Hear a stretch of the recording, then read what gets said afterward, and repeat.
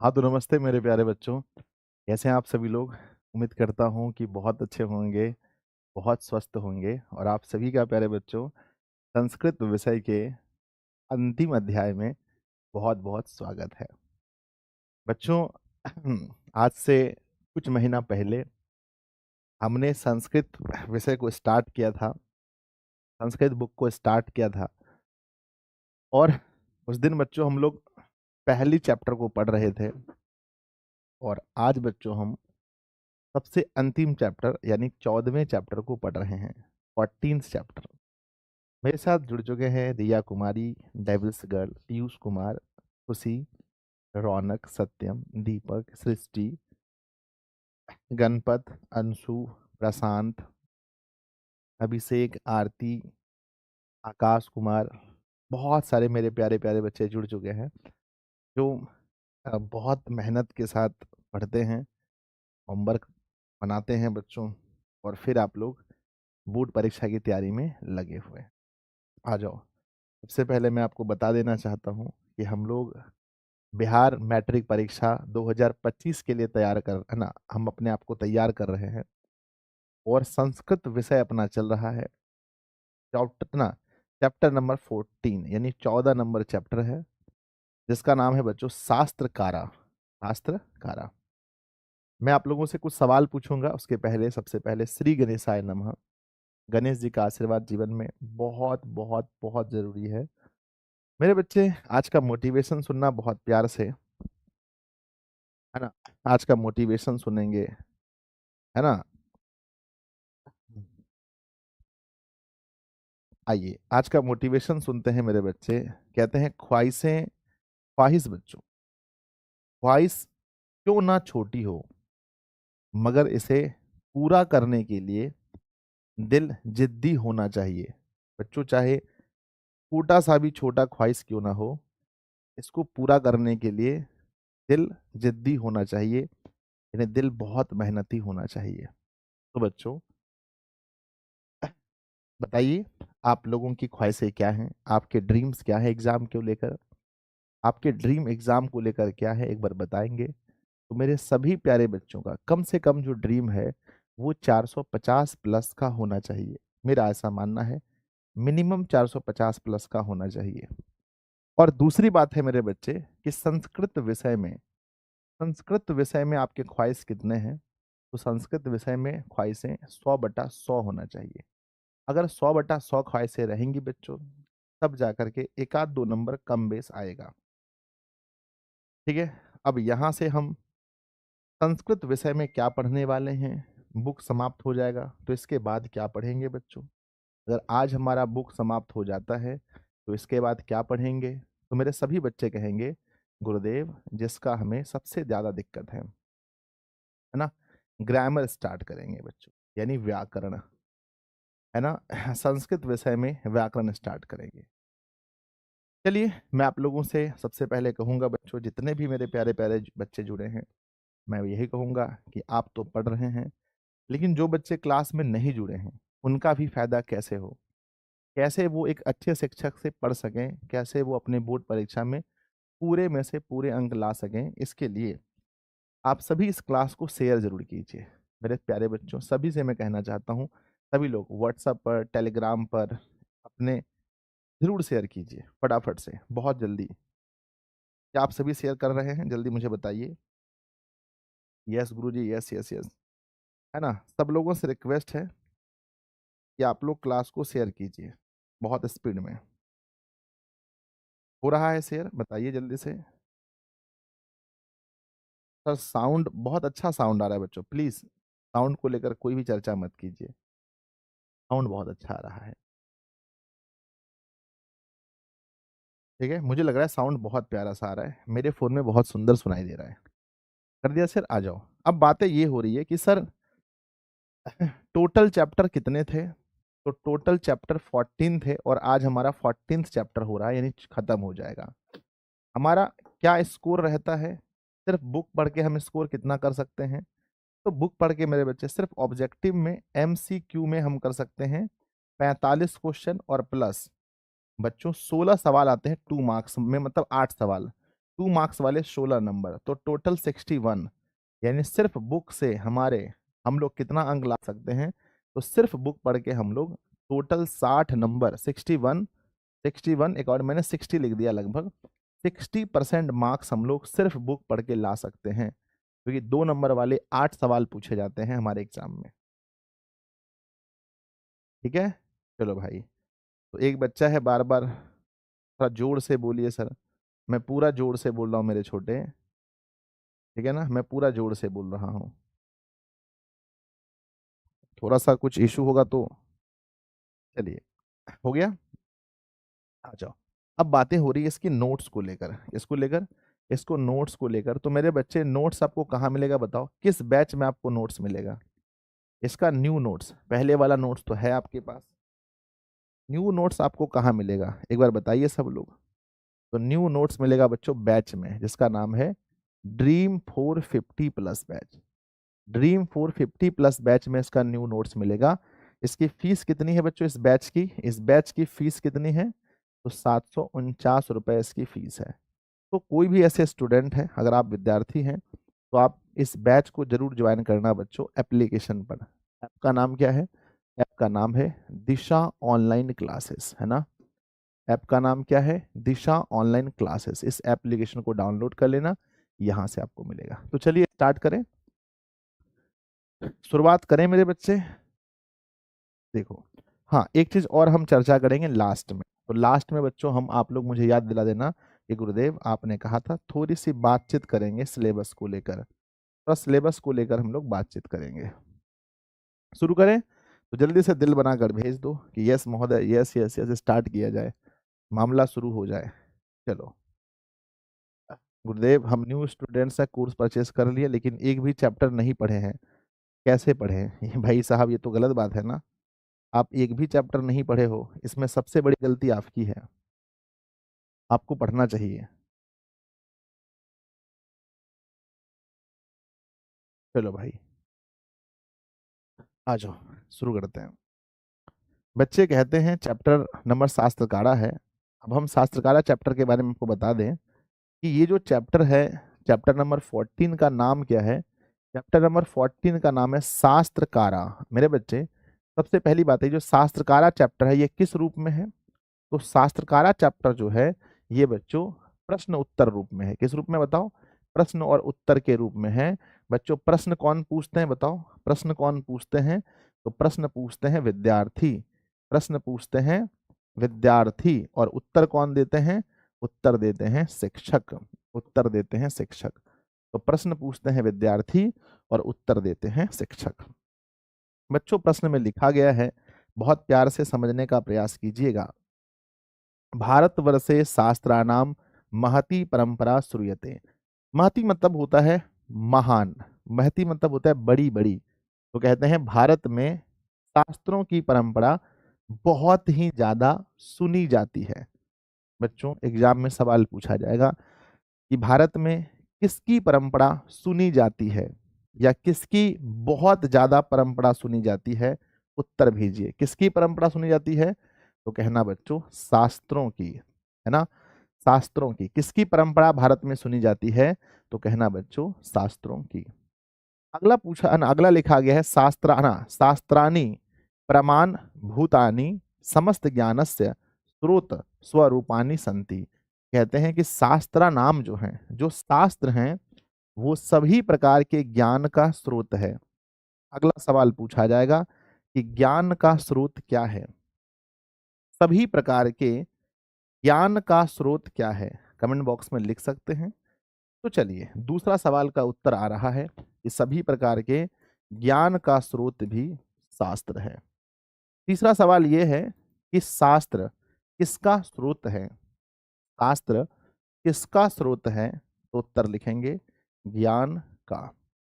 आगे लिखा है अस्मिन पाठे, अस्मिन पाठे मतलब इस अस्मिन पाठे प्रमुख शास्त्रा नाम निर्देश, है ना, निर्देश पूर्वकम तत्व, तत्व, है ना, तत्वम वर्तमानश्च निरूपणम विद्यते। कहते हैं इस पाठ में हम प्रमुख शास्त्रों के बारे में और वह शास्त्र क्या निर्देश देते हैं उनके बारे में पढ़ने वाले हैं। तो बच्चों एग्जाम में पूछा जाएगा कि शास्त्रकारा पाठ में किसके बारे में पढ़ना होता है, या शास्त्रकारा पाठ में हम लोग किसके बारे में पढ़े हैं।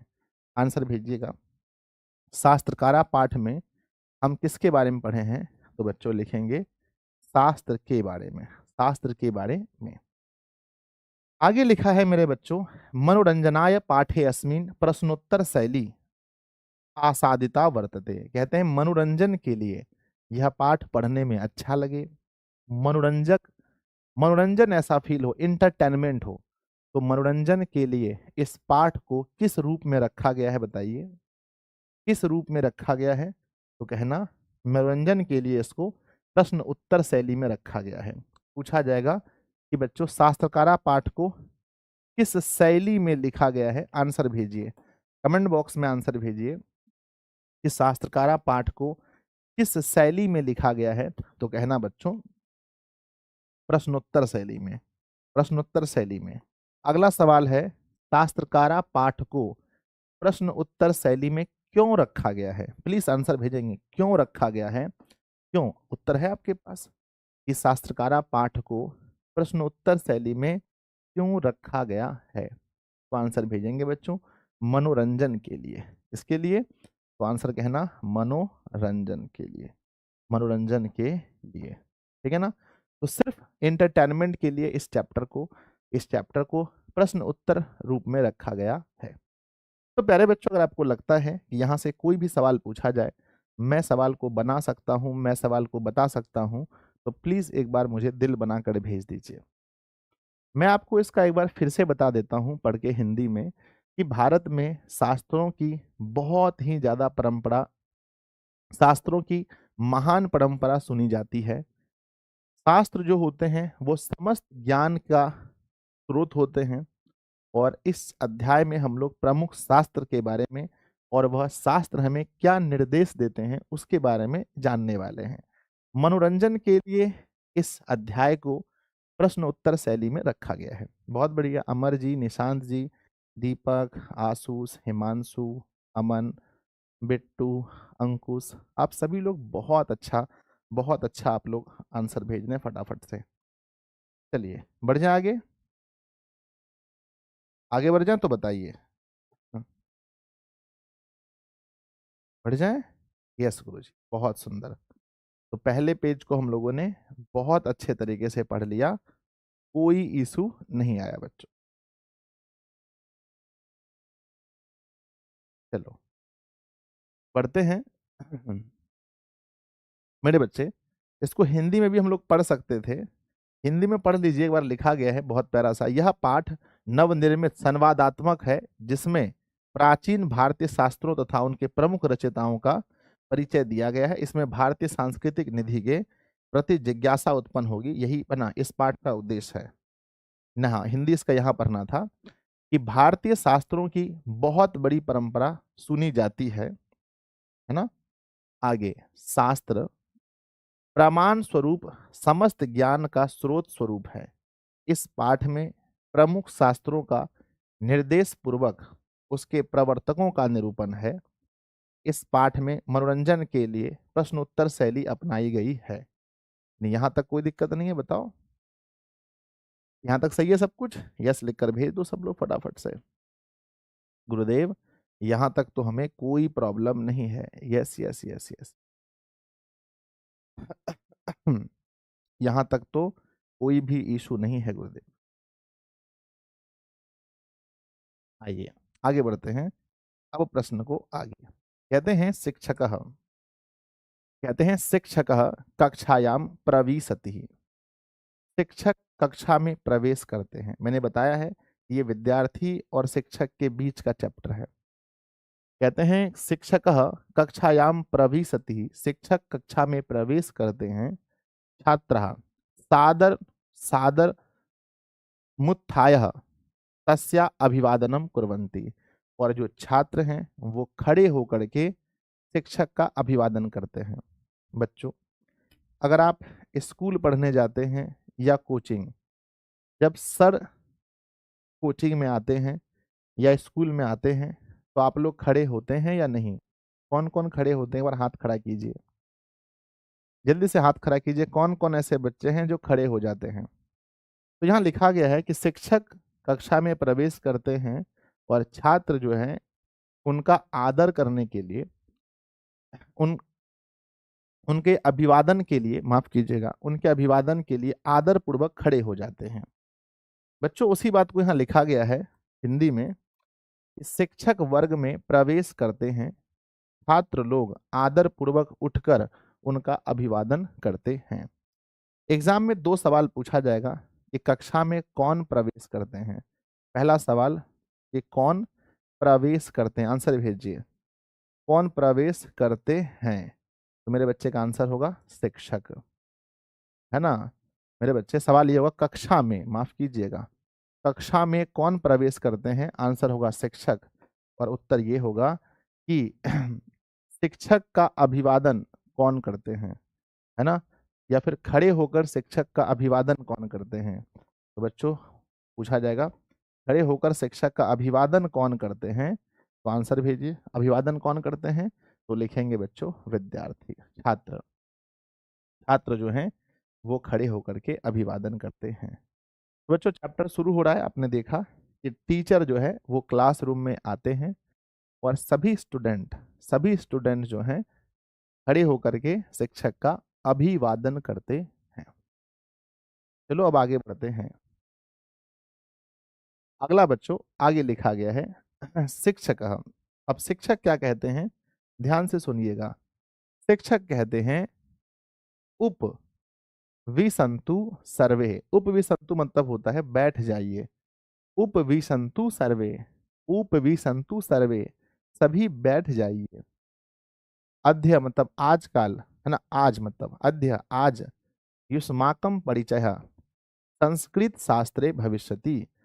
शिक्षक कहते हैं कि सभी बैठ जाइए और आप लोगों का परिचय आज, आप लोगों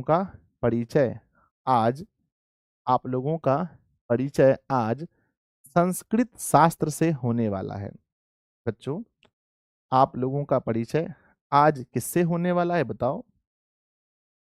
शिक्षक कहते हैं कि आप लोग बैठ जाइए, आप लोगों का परिचय आज किससे होने वाला है बताओ? संस्कृत के शास्त्र से। बच्चों यहाँ हिंदी में लिखा गया है, ध्यान दीजिएगा। सभी लोग बैठ जाएं, आज आप लोगों का परिचय संस्कृत शास्त्रों से होगा, है ना, संस्कृत शास्त्रों से होगा, ये शिक्षक कहते हैं। अब ध्यान दीजिएगा, सबसे पहले मेरे बच्चे, क्या आपके मन में ये प्रश्न उठता है कि शास्त्र क्या है? बताओ कितने ऐसे मेरे प्यारे बच्चे हैं जिनके मन में ये प्रश्न उठता है कि सर इतनी देर से आप सवाल पूछ रहे हैं, शास्त्र शास्त्र शास्त्र शास्त्र क्या है? कितने बच्चों के मन में सवाल उठता है, हाथ उठाइए। ऐसे ही एक विद्यार्थी हैं जो चैप्टर हम पढ़ रहे हैं, जहां शिक्षक महोदय जा रहे हैं, वहां पर एक स्टूडेंट बैठा हुआ है, उनके मन में भी ये सवाल उठ रहा है।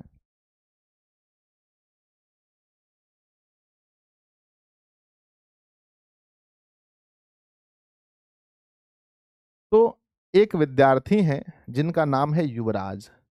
युवराज नाम के एक विद्यार्थी हैं, कहते हैं गुरुदेव शास्त्रम किम भवति।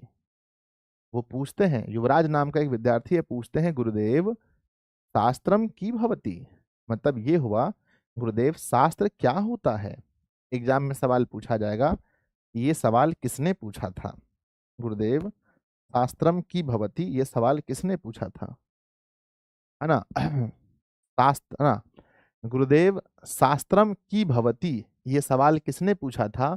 तो कहना ये सवाल पूछने वाले बच्चे का नाम था युवराज। पानी पिलाना मुझे। युवराज ने पूछा था, युवराज ने पूछा था।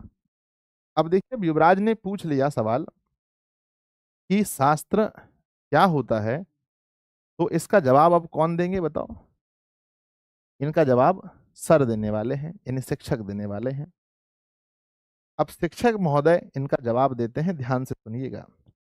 शिक्षक कहते हैं, शिक्षक कहते हैं शास्त्रम नाम ज्ञानस्य शासकम अस्ति, यानी जो शास्त्र है वो ज्ञान का शासक है।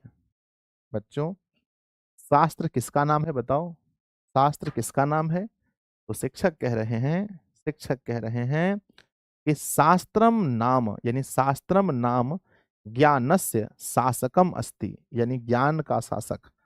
शास्त्र बच्चों किसका शासक है बताओ जल्दी से? शास्त्र ज्ञान का शासक है, ज्ञान का शासक है, शासक है।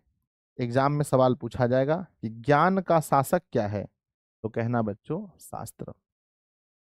फिर कहते हैं मानवा नाम, यानी मानवों को कर्तव्य अकर्तव्य विषयानान तत्शिक्षति, और जो मानव को कर्तव्य मतलब क्या करना है, अकर्तव्य क्या शास्त्र हमें किसकी शिक्षा देता है?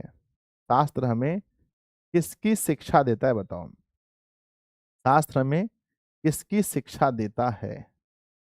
सवाल पूछा जाए कि बच्चों बताओ शास्त्र किसकी शिक्षा देता है, तो आंसर लिखना है बच्चों कर्तव्य, कर्तव्य अकर्तव्य, कर्तव्य और अकर्तव्य की शिक्षा। यह सवाल ये पूछा है कि हमें कर्तव्य और अकर्तव्य की शिक्षा कौन देता है? हमें हमें कर्तव्य हमें कर्तव्य और अकर्तव्य की शिक्षा कौन देता है? अकर्तव्य की शिक्षा कौन देता है? शिक्षा कौन देता है? तो लिखना बच्चों शास्त्र, लिखना बच्चों शास्त्र। ठीक है, तो आपने देखा कि गुरुजी क्या बता रहे हैं, सर क्या बता रहे हैं।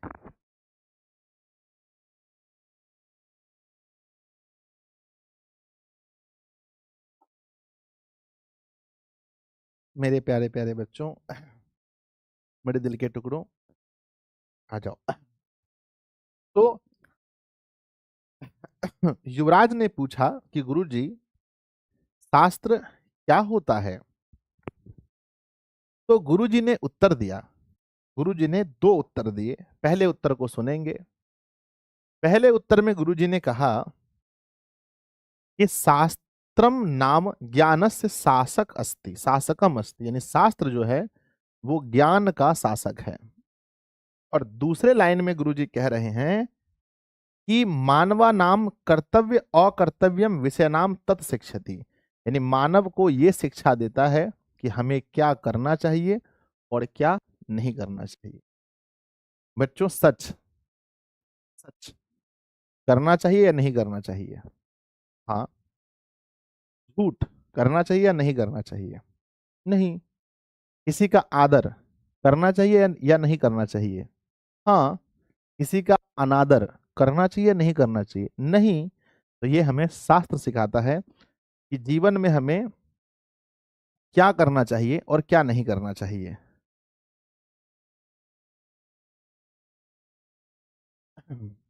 ठीक है, आगे लिखते हैं शास्त्रमेव अधुना, कहते हैं शास्त्रमेव अधुना अध्ययन विषय कथ्यते। कहते हैं अधुना मतलब आजकल, आजकल जो है शास्त्र अध्ययन का विषय कहलाता है।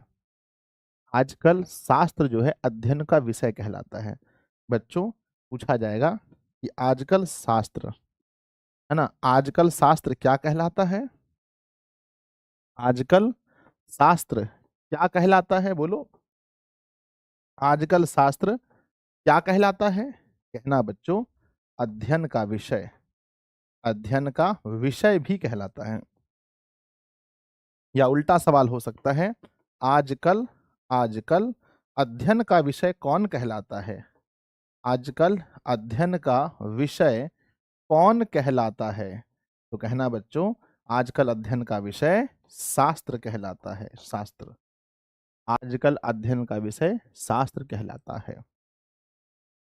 फिर गुरुजी कहते हैं, ध्यान दीजिएगा, फिर गुरुजी कहते हैं पश्चात देशेषु अनुशासनम अपि अभिध्यते, यानी पश्चिम देशों में, पश्चात देशु यानी पश्चिम देशों में अनुशासनम यानी डिसिप्लिन अपि अभिध्यते, यानी पश्चिम देशों में इसे इसे अनुशासन भी कहा जाता है। लिखा है ना, पश्चात्य देशेषु अनुशासनम अपि अभिधीयते, यानी इसे पश्चिम देशों में अनुशासन भी कहा जाता है। तो मेरे बच्चे अगला सवाल, पश्चिम देशों में किसे अनुशासन कहा जाता है? पश्चिम देशों में, पश्चिम देशों में, पश्चिम देशों है ना, देशों में किसे अनुशासन कहा जाता है? अनुशासन कहा जाता है। पश्चिम देशों में किसे अनुशासन कहा जाता है? आंसर भेज दीजिएगा। तो आंसर लिखेंगे बच्चों, पश्चिम देशों में किसे अनुशासन कहा जाता है? तो आंसर होगा शास्त्र को। यह सवाल उल्टा हो सकता है, शास्त्र को पश्चिम देशों में क्या कहा जाता है? पश्चिम देशों में क्या कहा जाता है? तो कहना बच्चों अनुशासन। पश्चिम देशों में शास्त्र को अनुशासन कहा जाता है। तो बच्चों देखा, गुरुजी ने 4 उत्तर दिए। पहला उत्तर में कहा कि शास्त्र जो है वो ज्ञान का शासक है। दूसरे उत्तर में कहा कि ये हमें कर्तव्य और अकर्तव्य का बोध कराता है। तीसरे उत्तर में कहा कि शास्त्र अध्ययन का विषय है। और चौथे उत्तर में कहा कि पश्चिम वाले इसे अनुशासन कहते हैं। अब आगे कहते हैं तथापि शास्त्रस्य लक्षणम धर्मशास्त्रेषु इत्थम वर्तते। और कहते हैं शास्त्र के जो लक्षण हैं, शास्त्र के जो लक्षण हैं वो कहाँ मिलते हैं? धर्मशास्त्र में। शास्त्र के लक्षण कहाँ देखने को मिलते हैं? प्लीज बताइए, शास्त्र के लक्षण कहाँ देखने को मिलते हैं? शास्त्र के लक्षण देखने को कहाँ मिलते हैं? तो कहना बच्चों, शास्त्र के लक्षण मिलते हैं देखने के लिए धर्मशास्त्रों में। धर्मशास्त्रों में। तो शास्त्र के लक्षण कहाँ देखने को मिलते हैं? धर्मशास्त्रों में। जिन बच्चों को लग रहा है गुरुदेव यहाँ से कोई भी सवाल पूछा जाए मैं सभी प्रश्नों का उत्तर दे सकता हूँ या दे सकती हूँ, प्लीज एक बार दिल बनाकर भेजेंगे। चाहे मुस्कान हो, चाहे सत्यम हो, चाहे एक एक क्लास ब्लॉग हो, संध्या हो, टेक्निकल राहुल हो, जो भी हो, फटाफट कमेंट बॉक्स में लिखेंगे गुरुदेव शास्त्र के लक्षण कहाँ मिलते हैं? तो धर्मशास्त्रों। बच्चों एक एक सवाल पूछने का मेरा मन करता है, चलिए हम शुरू करते हैं। पहला सवाल आपसे ये है, पहला सवाल ये है कि बच्चों शास्त्रकारा जो अध्याय है इसमें हम किसके बारे में पढ़ेंगे? आंसर शास्त्रों के बारे में। बच्चों भारत में किसकी महान परंपरा गाई जाती है? भारत में किसकी महान परंपरा सुनी जाती है? तो बच्चों कहना शास्त्रों की। शास्त्रों की। अगला सवाल है बच्चों कि हमें कर्तव्य और अकर्तव्य का बोध कौन कराता है? उत्तर शास्त्र। उत्तर शास्त्र। ज्ञान का शासक कौन है? उत्तर शास्त्र। है ना? उत्तर क्या लिखेंगे? शास्त्र। पश्चिम देश वाले किसे अनुशासन कहते हैं? पश्चिम देश वाले किसे अनुशासन कहते हैं? कहना शास्त्र। कहते हैं अध्ययन का विषय किसे कहा जाता है? आजकल अध्ययन का विषय किसे कहा जाता है? तो अध्ययन का विषय भी शास्त्र को कहा जाता है। शास्त्र के लक्षण कहाँ देखने को मिलते हैं? तो शास्त्र के जो लक्षण हैं वो हमारे धर्म शास्त्र में देखने को मिलते हैं। बच्चों शास्त्रकारा जो अध्याय है वो किस शैली में लिखा गया है? तो कहना बच्चों शास्त्रकारा जो अध्याय है वो किस शैली में लिखा गया है? तो कहना प्रश्न उत्तर शैली में। पूछा जाएगा कि शास्त्रकारा अध्याय को प्रश्न उत्तर शैली में क्यों लिखा गया है? क्यों बताइए, रीजन बताइए। तो कहना मनोरंजन के लिए। क्यों लिखा गया है? मनोरंजन के लिए। शास्त्रानाम किम भवति, सबसे पहला ये प्रश्न किस बच्चे ने पूछा था? शास्त्रानाम किम भवति, ये प्रश्न किस बच्चे ने पूछा था? तो कहना बच्चों युवराज ने। विद्यालय में कौन प्रवेश करते हैं? तो आंसर कहना शिक्षक। विद्यार्थी खड़े होकर के किसका किसका अभिवादन करते हैं? उत्तर, शिक्षक का। है ना? बच्चे अभिवादन कैसे करते हैं? बच्चे शिक्षक का अभिवादन कैसे करते हैं? उत्तर, खड़े होकर के। उत्तर, खड़े होकर के। ठीक है? तो प्यारे बच्चों, हम उम्मीद करते हैं कि मेरे बच्चों को यहाँ तक में कोई परेशानी नहीं हुआ होगा। हिंदी में भी एक बार पढ़ सकते हैं आप, लिखा गया है, शास्त्र नाम का चीज ज्ञान का शासक है। आगे लिखते हैं, मनुष्य के कर्तव्य और अकर्तव्य विषयों की वह सीख देता है। शास्त्र ही आजकल अध्ययन विषय कहा जाता है। पश्चिम देशों में अनुशासन भी कहा जाता है। इसके बाद भी शास्त्र का लक्षण धर्म शास्त्रों में है। ये चीज हम लोग संस्कृत में अभी पढ़े थे। तो क्या हम आगे बढ़े बच्चों? यहाँ तक सब कुछ समझ में आ रहा है? यस लिख करके भेज दीजिए गुरुदेव। यहाँ तक तो ऐसा लग रहा है जैसे दिल बहुत गार्डन गार्डन हो गया। आज बहुत खुशी हो रही है सर, सब कुछ समझ में आ रहा है। चलिए आगे बढ़ने का प्रयास करते हैं। आगे लिखा गया है, फिर शिक्षक कहते हैं, अच्छा ये तो हो गया है, सॉरी बच्चों, सॉरी। हाँ, और हाँ इस चीज को ध्यान रखेंगे, कहते हैं कि शास्त्रस्य लक्षणम धर्म शास्त्रे तु इत्थम वर्तते, और कहते हैं धर्म शास्त्रों में शास्त्र के बारे में क्या कहा गया है, सुनने का प्रयास कीजिएगा। आइए बच्चों सुनते हैं कि धर्म शास्त्रों में शास्त्र के बारे में कहा गया है, प्रवृत्तिर्वा, है ना, प्रवृत्तिर्वा निवृत्तिर्वा नित्ययेन कृते, है ना, कृतकेन वा पूषाण येनो, है ना, येनोपदेश, है ना, येन उपदेश्यते, है ना, तच्छास्त्र मभिधीयते। कहा गया है मेरे प्यारे बच्चों कि है ना, प्रवृत्तिर्वा निवृत्तिर्वा नित्ययेन कृतकेन वा, कहा गया है, कहा गया है मनुष्यों को जिससे सांसारिक विषयों में अनुरक्ति अथवा विरक्ति अथवा मानव रचित विषयों का उचित ज्ञान मिलता है, उसे धर्म शास्त्र कहा जाता है। तात्पर्य यह है कि जिस शास्त्र से किस आचरण को अपनाया जाए तथा किस आचरण को त्यागा जाए त्यागा जाए का ज्ञान प्राप्त हो, उसे धर्म शास्त्र कहते हैं। और कहते हैं धर्म शास्त्रों में लिखा है, प्रवितिर्वा, है ना, प्रतिर्वा, प्र प्रवितिर्वा मतलब ग्रहण करना, निवृत्तिर्वा मतलब छोड़ना, नित्येन मतलब रोज, कृतकेनवा मतलब करना है।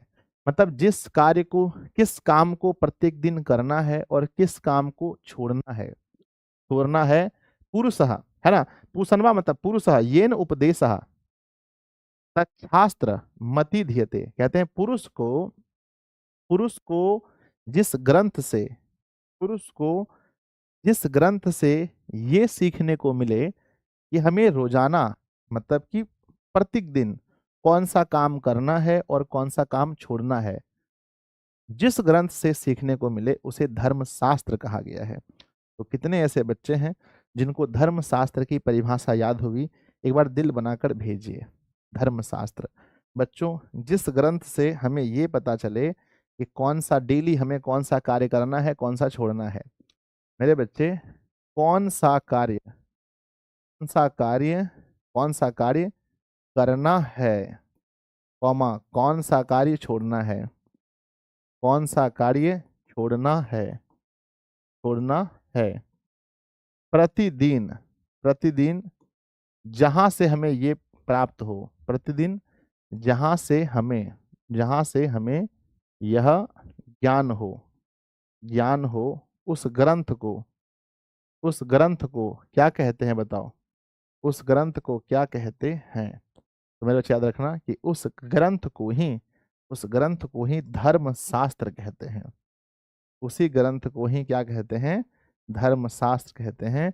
जहाँ हमें जिससे हमें ये ज्ञान प्राप्ति हो कि हमें कौन सा कार्य करना है और कार्य आज करना है, कौन सा कार्य नहीं करना है। चलिए, तो ये शास्त्रों के बारे में हो गया। अभी ये जो उत्तर दिया जा रहा था, ये किसके प्रश्नों का उत्तर था? कोई बता सकते हैं कि प्रश्न किसके थे? प्रश्न किसके थे? तो प्रश्न थे बच्चों, बोलो किसके? युवराज के। ये जो प्रश्न थे ये किसके थे? युवराज के प्रश्न थे। बच्चों मैं आप लोगों से कहूंगा कि आप लोग एक बार क्लास को शेयर जरूर कीजिए सभी बच्चों के पास। लगभग 1500 बच्चे जुड़े हैं, अगर एक एक बच्चे को आप शेयर करते हैं तो ये बच्चों 3000 भी जा सकता है, पर हम लोग कम से कम 2000 प्लस तो जाना है किसी भी हाल में। तो सब लोग क्लास को शेयर कीजिए और एक बार सब लोग लाइक भी कर लीजिए। ठीक है, सभी बच्चे क्लास को लाइक भी कर लीजिए, जल्दी जल्दी से फटाफट क्लास को शेयर करके सब लोग लाइक भी कर लीजिए। अब देखिए एक और विद्यार्थी हैं जिनका नाम है अभिनव। अब दूसरे विद्यार्थी जी आ गए जिनका नाम है अभिनव। पूछ रहे हैं अर्थात, कहते हैं अर्थात शास्त्रम मानवेभ्य कर्तव्यम अकर्तव्यम बोध्यति। कहते हैं गुरुदेव, हे गुरुजी, इसका मतलब ये हुआ कि शास्त्र हमें कर्तव्य और अकर्तव्य का बोध कराता है, यानी हमें क्या करना है और क्या नहीं करना है। सच बात है। फिर पूछते हैं शास्त्रम नित्यम भवतु वेद रूपम अथवा कीर्तकम भवतु ऋषि आदि प्रणीतम। अब ये पूछ रहे हैं कि गुरुजी, शास्त्र मानवों के कर्तव्य और अकर्तव्य का बोध कराता है, वेद रूप शास्त्र नित्य होता है अथवा ऋषियों द्वारा रचित शास्त्र कृत्रिम होता है। कहते हैं, ध्यान दीजिएगा कि ये इन्होंने पूछा है वेद रूपी शास्त्र नित्य होता है या ऋषि के द्वारा लिखे गए जो शास्त्र हैं वो कृत्रिम होता है। ध्यान दीजिएगा बच्चों, इन्होंने दो सवाल पूछा है गुरु से। क्या पूछा है कि जो वेद है ना, जो ऋषि आदि होते हैं, बच्चों ये बताओ कि जितने भी शास्त्र हैं उसको किसने लिखा है। मेरा एक सवाल है आपसे, शास्त्र को लिखने वाले कौन हैं? शास्त्र को लिखने वाले कौन हैं? कहते गुरुजी, जितने भी शास्त्र हैं सबको लिखने वाले तो ऋषि मुनि हैं। ठीक है, सबको पता है कि ऋषि मुनि ही शास्त्र को लिखते हैं। तब अब इस बच्चे का पूछना है, अभिनव का पूछना ये है कि सर शास्त्र जो ऋषि मुनि द्वारा लिखे गए हैं, हम इसे क्या बोलें? हम इसे नित्य बोलें या हम इसे कृत्रिम बोलें? कृत्रिम, कृत्रिम वो होता है जिसे इंसान बनाते हैं, तो क्या बोले? कृत्रिम बोले या नित्य बोले? ठीक है, तो बच्चों शास्त्र को हम कृत्रिम बोले या नित्य बोले, ये प्रश्न किसने पूछा है बताओ? ये प्रश्न किसका है? ये प्रश्न किसका है कि शास्त्र नित्य है या कृत्रिम है? ये प्रश्न किसका है? तो ये प्रश्न है मेरे बच्चे अभिनव का। अभिनव का। तो चलिए देखते हैं गुरुजी क्या इसका उत्तर देते हैं, शिक्षक इसका क्या उत्तर देते हैं। शिक्षक कहते हैं शिक्षक इसका उत्तर देते हुए कहते हैं सम्यक जानसी वत्स, मतलब बराबर समझो। वाह कहते हैं सम्यक जानसी वत्स, है ना, वत्स मतलब बराबर समझो। कृतकम शास्त्रम ऋषिय अन्ये विद्वासः वा रचितवन्तः। कहते हैं जो कृतक होते हैं, जो कृत्रिम शास्त्र होते हैं, वो भी ऋषि के द्वारा या अन्य विद्वान के द्वारा लिखे होते हैं। तो बच्चों बताओ, क्या नित्य में और कृत्रिम में कोई अंतर बताया गया है? यस और नो? नित्य मतलब जो नियति है, जो मतलब कि बहुत पुराना हो, जिसे समझो कि भगवान ने लिखा हो। नित्य मतलब जो बहुत पहले से हो, और कृत्रिम मतलब जिसे इंसान ने लिखा हो। तो बच्चों क्या शिक्षक ने दोनों में कोई अंतर बताया? नहीं सर, दोनों को बराबर बताया। यहाँ लिखा है ना सम्यक जानसी वत्स, दोनों को सही जानते हो, है ना, सही जानो वत्स। कृतकम शास्त्र, कृतकम शास्त्रम ऋषिय अन्य विद्वान वा रचितवन्तः। यहाँ लिखा गया है मेरे बच्चे कि सही जानो वत्स, कृत्रिम शास्त्र ऋषियों या अन्य विद्वानों से रचा गया है। सर्वप्रथम 60 वेदांगानी शास्त्राणी संति। बच्चों सबसे पहले जो शास्त्र हैं वो वेदांगानी यानी वेद के अंग हैं। कितने वेद के अंग हैं बताओ? एग्जाम में पूछा जाता है। तो यहाँ लिखा गया है 60 मतलब होता है 6। 60 वेदांगानी, मतलब वेद के अंग 6 हैं। मेरे बच्चे आप पढ़े होंगे कि सबसे पहला जो है, सबसे पहला जो शास्त्र किसे माना गया है बताओ, सबसे प्रथम शास्त्र किसे माना गया है? मेरे बच्चे सवाल है कि प्रथम शास्त्र किसे माना गया है? तो प्रथम शास्त्र जो है वेदांग को, यानी वेद के अंग को, सबसे प्रथम शास्त्र किसे माना गया है? तो सबसे पहला शास्त्र बच्चों वेदांग को माना गया है, जिसकी संख्या 6 है, जिसकी संख्या 6 है। बच्चों आपसे पूछा जाता है कि पहले ये बताओ वेद कितने हैं? वेद, तो वेद है बच्चों 4। कौन कौन सा? तो पहला ऋग्वेद, ऋग्वेद है ना, यजुर्वेद है ना, ये है ना, ऋग्वेद, यजुर्वेद है ना, उसके बाद में अर्थर्ववेद, अर्थर्ववेद, उसके बाद में कौन सा था? ऋग्वेद, सामवेद है ना, सामवेद। वेद की संख्या 4 है बच्चों। वेद के बाद वेद के अंग भी आ गए, वेद के अंग को वेदांग कहा गया। वेदांग कितने हैं? तो वेद के अंग हैं 6। बच्चों कहते हैं प्रथम शास्त्र वेदांग को माना गया है और इसकी संख्या 6 है। यहाँ लिखा गया है कि सर्वप्रथम 60 वेदांगानी शास्त्राणी संति, सबसे पहले 6 वेद ही वेदांग ही शास्त्र हैं। पहला है शिक्षा, दूसरा है कल्प, तीसरा है व्याकरण, चौथा है निरुक्तम, और छंद और ज्योतिष इति। मतलब ये है, आपको ये 6 नाम याद करने पड़ेंगे क्योंकि परीक्षा में आपको लिखना पड़ता है। बच्चों 6 नाम याद करना है, जल्दी जल्दी याद करो। सबसे पहला वेद का नाम है शिक्षा, शिक्षा, शिक्षा। नंबर दूसरा है कल्प, शिक्षा कल्प, छंद है ना, शिक्षा कल्प, व्याकरण, व्याकरण, छंद, निरुक्त, निरुक्त, और नंबर 6 में ज्योतिष। तो मेरे बच्चे 6 प्रकार के हमारे अंग हैं। अब ये बताओ ये कितने दिनों में याद होगा? 2 दिन, 3 दिन, 5 दिन, कितने दिन मेरे प्यारे बच्चों को याद करने में लगेंगे? मेरे साथ बोलो है ना शिक्षा, कल्प, व्याकरण, छंद, निरुक्त, ज्योतिष। शिक्षा, कल्प, चलो टाइमर शुरू करते हैं मेरे बच्चे। 1 मिनट का टाइमर हर विद्यार्थी को दिया जा रहा है।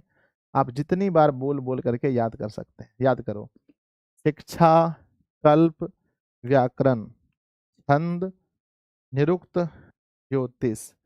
शिक्षा, कल्प, व्याकरण, शिक्षा, कल्प, व्याकरण, छंद, निरुक्त, ज्योतिष। शिक्षा, कल्प, व्याकरण, निरुक्त, छंद, ज्योतिष। शिक्षा, कल्प, व्याकरण, निरुक्त, छंद और ज्योतिष। मेरे बच्चे निरुक्त हम पहले ऊपर पढ़ते थे, अब नीचे पढ़ने लगे। निरुक्त ऊपर होता तो बोलने में अच्छा लगता। नंबर 1 में बोलते हैं शिक्षा, शिक्षा है ना, शिक्षा मेरे बच्चे, शिक्षा कल्प व्याकरण, ये निरुक्त आता है 5वें चौथे में, और 5वें में छंद, और 6ठे में ज्योतिष। तब बोलने में अच्छा लगता है। शिक्षा, कल्प, व्याकरण, निरुक्त, छंद और ज्योतिष। ठीक है, हो गया 1 मिनट। हम उम्मीद करते हैं याद हो गया। कितने बच्चों को याद हो गया? एक बार प्लीज हाथ उठा दीजिए फटाफट से कि गुरुदेव हमें याद हो गया। जल्दी जल्दी से अपना अपना हाथ भेजेंगे बच्चों कि गुरुदेव हमें तो याद हो गया। चलिए, तो ये टोटल हमें किसी भी तरह से मेरे बच्चे याद करने थे। ठीक है, चलो भाई साहब याद करने थे।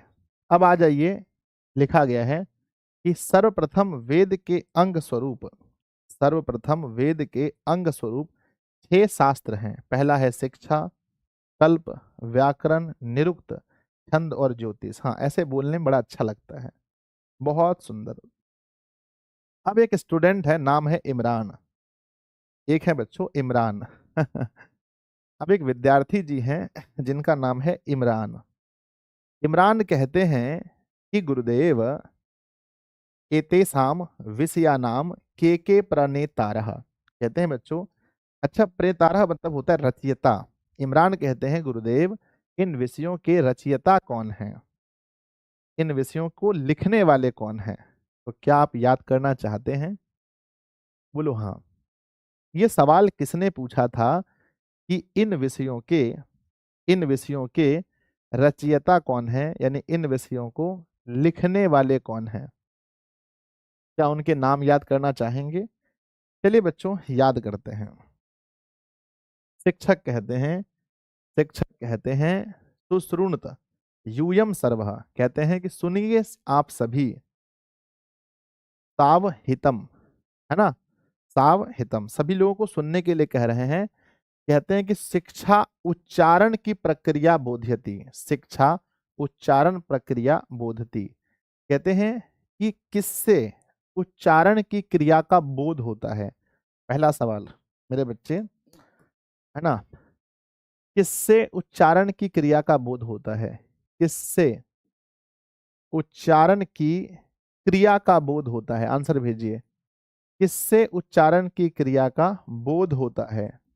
बोध होता है मेरे बच्चे, किससे उच्चारण की क्रिया का बोध होता है? सबसे इंपॉर्टेंट चैप्टर यही है बच्चों संस्कृत में। किससे उच्चारण की क्रिया का बोध होता है? तो कहना शिक्षा, शिक्षा से उच्चारण की क्रिया का बोध होता है। कहते हैं पाणिनि शिक्षया तस्य प्रसिद्धो ग्रंथः, और कहते हैं पाणिनि का, है ना, पाणिनि का शिक्षा ग्रंथ जो है बहुत प्रसिद्ध है। पूछा जाएगा किसका शिक्षा ग्रंथ प्रसिद्ध है?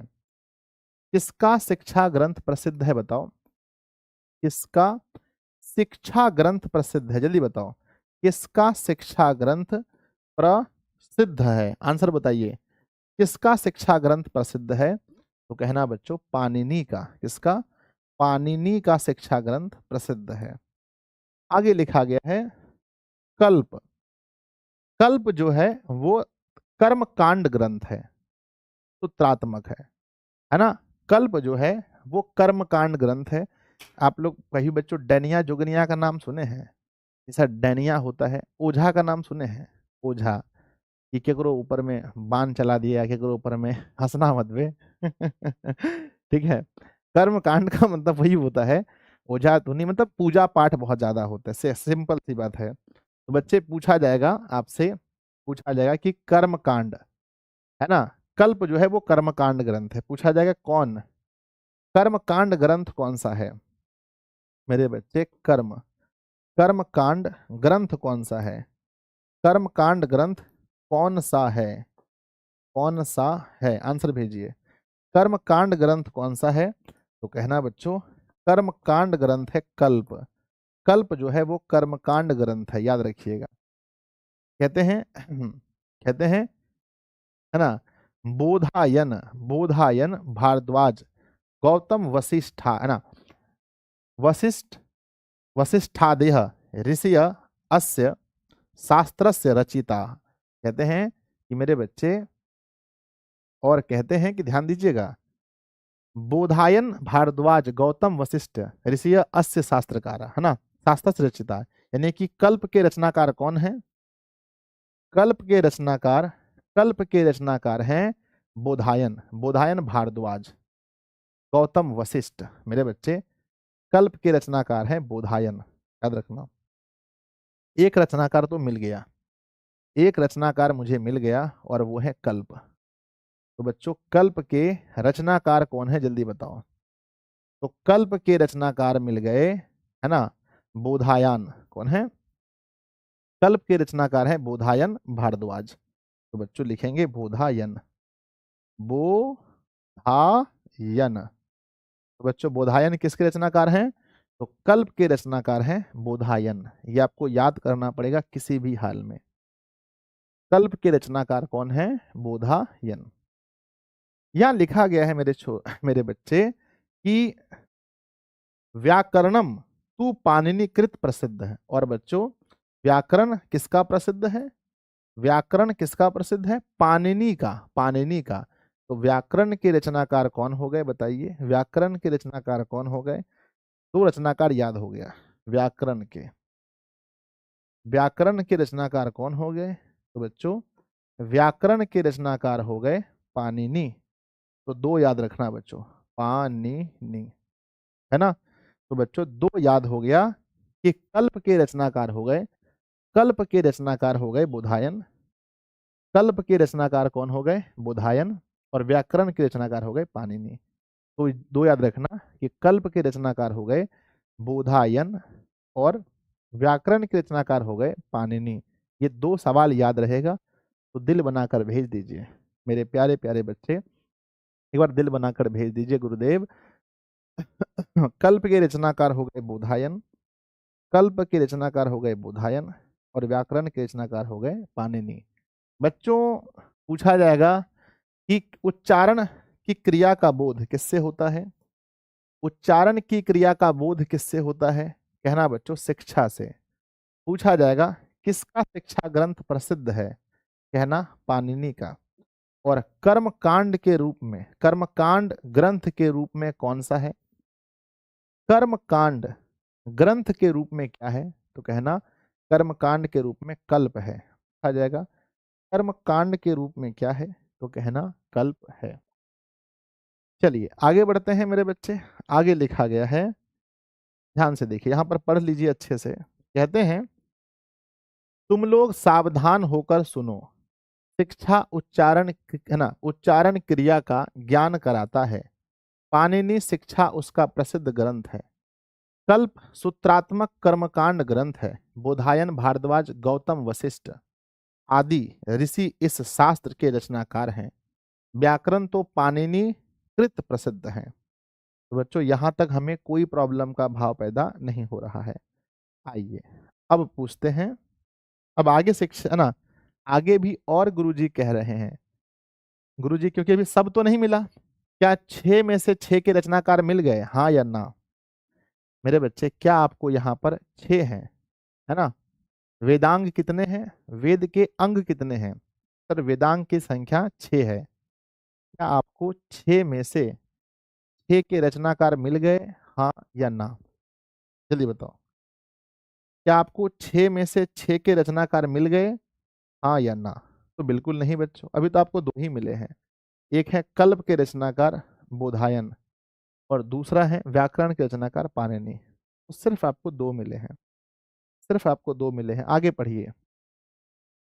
कहते हैं कि निरुक्त जो है, निरुक्तस्य कार्य वेदार्थम बोध।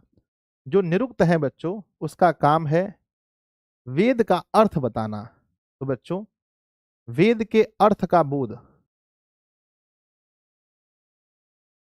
वेद के अर्थ का बोध कौन कराता है? तो बच्चों अगला सवाल लिखिए कि वेद के अर्थ का बोध कौन कराता है? वेद के अर्थ का बोध, बोध कौन कराता है? कौन कराता है? तो मेरे प्यारे बच्चे कहेंगे वेद के अर्थ का बोध कौन कराता है? तो कहना बच्चों निरुक्त। निरुक्त जो है वेद के अर्थ का बोध कराता है। आगे लिखा गया है तस्य रचयिता यास्क। तस्य मतलब इसके, उसके, रचयिता मतलब रचनाकार यास्क है, महर्षि यास्क। तो चलिए तीसरा मिल गया बच्चों, तीसरा मिल गया। निरुक्त के रचनाकार कौन है बताइए? तीसरा मिल गया। तो कहते हैं निरुक्त के निरुक्त के रचनाकार, निरुक्त के रचनाकार कौन है? तो बच्चों महर्षि यास्क। महर्षि बोलो यास्क या सिर्फ यास्क बोलो? तो महर्षि यास्क जो हैं वो निरुक्त के रचनाकार हैं। तो बच्चों क्या 6 में से 6 मिला, हाँ या ना? क्या 6 में से 6 मिला? नहीं सर, अभी 3 मिला है। चलिए आगे जी कहते हैं छंद। एक छंद भी तो है। कहते हैं कि छंद पिंगल रचित सूत्र ग्रंथे प्रारब्ध। जो छंद है इसके रचनाकार कौन है? पिंगल। कौन है? पिंगल। तो मेरे बच्चे चलिए अब बताओ छंद के रचनाकार कौन है? निरुक्त के बाद बच्चों छंद पढ़े थे ना, छंद। तो छंद के रचनाकार कौन है? रचनाकार कौन है? तो सर छंद के रचनाकार हैं महर्षि पिंगल, है ना, महर्षि पिंगल।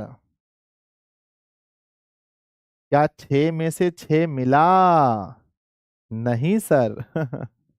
पहला मिला था कल्प के रचनाकार हैं बोधायन, व्याकरण के रचनाकार हैं पाणिनि, निरुक्त के रचनाकार हैं यास्क और छंद के रचनाकार हैं महर्षि पिंगल।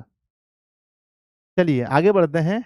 आगे मेरे बच्चे कहते हैं कि ज्योतिषीम, कहते हैं ज्योतिषीम लगधर, है ना, है ना, ल- लगध, है ना, लगध, लगध रचितेन। कहते हैं बच्चों कि ज्योतिषी के रचनाकार कौन है?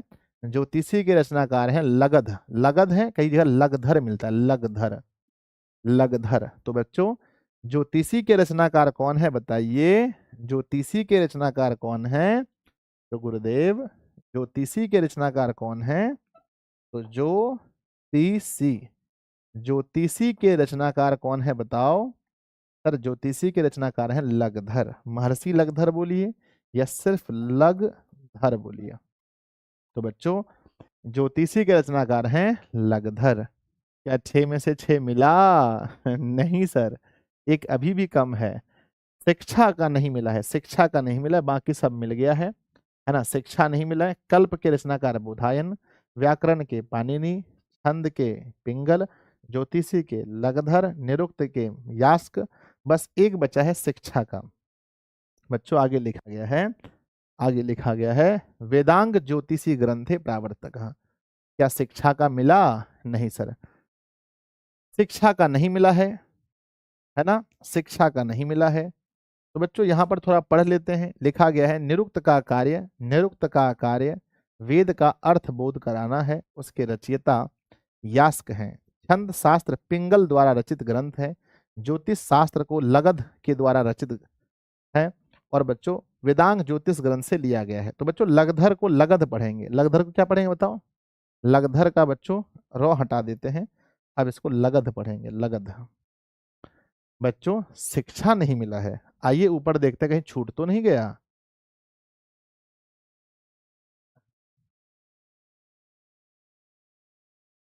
नहीं बच्चों, शिक्षा का हमें नहीं मिला है। तो क्या गुरुजी ने सभी का उत्तर दिया या नहीं, या 5 ही दिया बताओ? क्या गुरुजी ने सभी के रचनाकार का नाम बताया या 5 ही दिया? तो कहते हैं सर इसमें 5 ही दिया है। हो सकता है शिक्षा का, शिक्षा का अगर हो तो बच्चों वही हो सकता है, पाणिनि ही हो सकते हैं। तो हमें सिर्फ 5 मिला। क्या 6 मिला आपको? नहीं सर, हमें तो सिर्फ 5 मिला, हमें तो सिर्फ 5 मिला। टाइमर शुरू करते हैं, 1 मिनट का टाइम देते हैं और आपको इस सब को याद करना है। चलिए सबको याद करना है 1 मिनट के अंदर। कल्प के रचनाकार हैं बोधायन, व्याकरण के पाणिनि तो मुझे याद है, निरुक्त के यास्क याद है, छंद का पिंगल और अनुस्वार है। देखो यहाँ ट्रिक देखो, 6 अनुस्वार है, देखो यहाँ अनुस्वार है, इसमें 6 अनुस्वार है, तो आंसर में भी अनुस्वार होगा, पिंगल, पिंगल। देखो अनुस्वार तो अनुस्वार, छंद है तो पिंगल, ज्योतिषी है ना। ज्योतिषी याद रखना, जो भी ज्योतिषी होते हैं, जो भी हाथ देखते हैं, वो शादी ब्याह लगा देते हैं। क्या करते हैं बताओ? हंसना मत बे। मेरे बच्चे बताओ ज्योतिषी क्या करते हैं? ज्योतिषी शादी ब्याह लगा देते हैं। तो ज्योतिषी लगा देते हैं मतलब लगध, लगध मतलब लगा देते हैं। ट्रिक बता रहे थे। व्याकरण पाणिनि का बहुत फेमस है, या तो याद रखना व्याकरण पानी पी पी के पढ़ते हैं। ट्रिक बना देते हैं, ट्रिक। व्याकरण कैसे पढ़ते हैं? तो व्याकरण, व्याकरण, व्याकरण पानी पी के पढ़ते हैं, पानी पीकर पढ़ते हैं, पीकर पढ़ते हैं। याद रखना व्याकरण पानी पी के पढ़ते हैं। पानी मतलब पाणिनि, पाणिनि। और बच्चों क्या बोला था हमने? छंद, छंद पिंगल बराबर, दोनों में अनुस्वार, दोनों में क्या है बच्चों? दोनों में अनुस्वार, ठीक है ना। और ज्योतिषी जब देखेगा हाथ तो क्या लगा देगा बोलो? ज्योतिषी क्या कर देगा? तो लगा देगा। क्या लगा देगा? साधी। ज्योतिषी लगा देगा, लगा देगा मतलब क्या? लगध, मतलब लगध बच्चों, ठीक है। हंसना मत। 3 ठो ट्रिक बता दिए बच्चों। कहते हैं निरुक, है ना, निरुक। क्या लिखा है फिर आगे? कल्प। क्या लिखा है?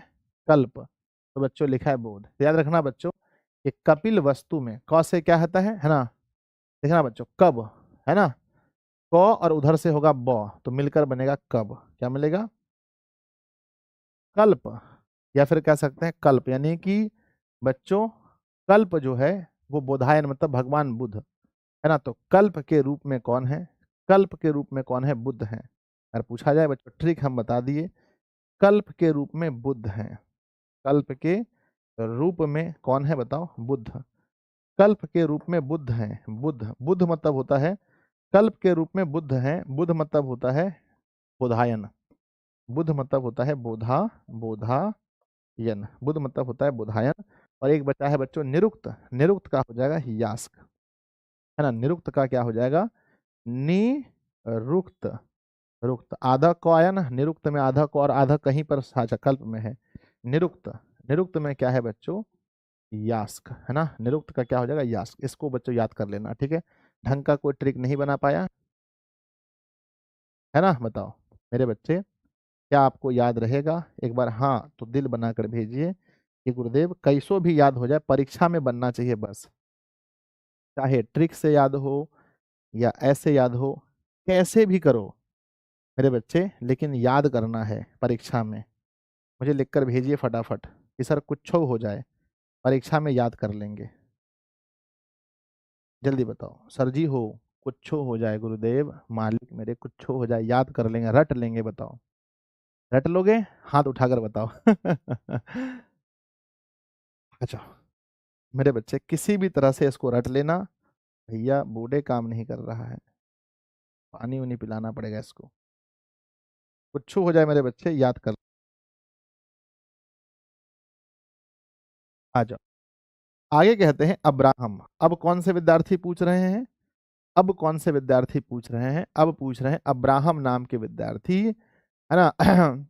किमेतावन्तः एव शास्त्रकारा सन्ति। क्या ये सब ही शास्त्रकार लोग हैं? पूछते हैं, क्या ये सब ही शास्त्रकार लोग हैं? जितने भी लोग हैं क्या ये शास्त्रकार हैं? अब गुरुजी जवाब देते हैं। कहते हैं शिक्षक, नहीं नहीं नहीं, नहीं नहीं, एते प्रवर्तका एव वस्तुतः महती परंपरा एतेषां शास्त्राणां परवर्तिभिः संचालितः किंच दर्शन शास्त्राणि षट देशे, है ना, षट देशे अस्मिन् उपक्रांति, है ना, उपक्रांतानि। नहीं नहीं, ये सभी, ये नहीं नहीं, ये सभी संस्थापक ही हैं। मेरे बच्चे ये बताओ कि दिशा के संस्थापक कौन हैं? दिशा ऑनलाइन क्लासेस के, दिशा ऑनलाइन क्लासेस के संस्थापक कौन हैं? तो आप सभी लोग जानते हैं संस्थापक कौन है। मेरे बच्चे बताओ, दिशा ऑनलाइन क्लासेस के संस्थापक कौन हैं? तो आप कहेंगे सब लोग। क्या कहेंगे बताओ मेरे बच्चे? सब लोग मेरा नाम लेंगे कि सर, सर संजय सर हैं, आप ही हैं। मतलब जिसने उनको पैदा किया है, नाम रखा है। तो कहते हैं ये सभी शास्त्रकार नहीं हैं, ये सभी संस्थापक हैं। वस्तुतः बहुत बड़ी परंपरा इन शास्त्रों को पूर्व के लोगों के द्वारा चलाई गई गई है, क्योंकि इस देश में 6 दर्शन शास्त्र को चलाया गया है। अब एग्जाम में सवाल भर भर के पूछा जाता है कि कितने दर्शन शास्त्र हैं। दर्शन शास्त्र कितने हैं बताइए? दर्शन शास्त्र कितने हैं? ऑब्जेक्टिव सवाल पूछा गया है। दर्शन शास्त्र कितने हैं? मेरे बच्चों का जवाब होना चाहिए 6। दर्शन शास्त्र कितने हैं? जवाब है 6। अब बच्चों, अब श्रुति नाम की एक लड़की है। श्रुति कह रही है आचार्यवर दर्शनाम के प्रवर्तका शास्त्रकारः। अब कहते हैं कि जो दर्शन दर्शन शास्त्र 6 हैं, तो इन 6 के प्रवर्तक कौन हैं? भैया आचार्य श्रेष्ठ। दर्शन शास्त्र को चलाने वाले कौन कौन शास्त्रकार हैं? चलिए सुनिए बच्चों, सुनिए सुनिए नाम। सांख्य दर्शनस्त्र प्रवर्तक कपिलः। तो सांख्य दर्शन के प्रवर्तक कौन हैं? हर साल परीक्षा में पूछा जाता है। पहला सवाल, सांख्य दर्शन के प्रवर्तक जल्दी बताओ। है ना। सांख्य दर्शन के प्रवर्तक, सांख्य दर्शन के प्रवर्तक बताओ कौन है? सांख्य दर्शन के प्रवर्तक कौन है, जल्दी बताइए। तो कहना बच्चों कपिलह, मतलब महर्षि कपिल, कपिलह। अगला सवाल मेरे बच्चे, ये पहला सवाल था, सांख्य दर्शन के प्रवर्तक कौन है? तो बच्चों एक तरफ लिखो, एक तरफ लिखो दर्शन, एक तरफ लिखो प्रवर्तक। एक तरफ क्या लिखो? दर्शन, एक तरफ लिखो प्रवर्तक। बच्चों एक तरफ दर्शन, एक तरफ प्रवर्तक। तो सांख्य दर्शन के प्रवर्तक कौन है? तो आंसर आता है महर्षि कपिल। दूसरा याद कीजिए, योग दर्शन, आप खूब सुने होंगे योग दर्शन, योगा करेंगे योगा करेंगे, तो योग दर्शन पतंजलि।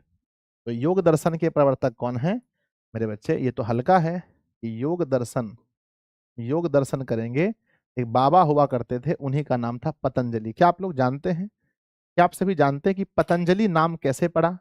आज पतंजलि का बिस्किट मिलता है, आज पतंजलि का, अरे क्या मरवा में कोई गड़बड़ी है कि रे, हाँ?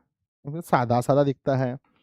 आज पतंजलि का बिस्किट मिलता है, आज पतंजलि का जीन्स भी मिलता है। पतंजलि का बिस्कुट कौन कौन खाया, हाथ उठाओ। ब्रश मिलता है, कॉलगेट मिलता है, सब कुछ मिलता है।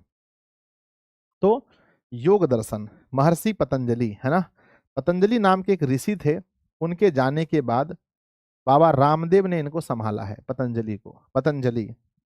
तीसरा है कहते हैं कि गौतमेन न्याय दर्शन रचितम, है ना।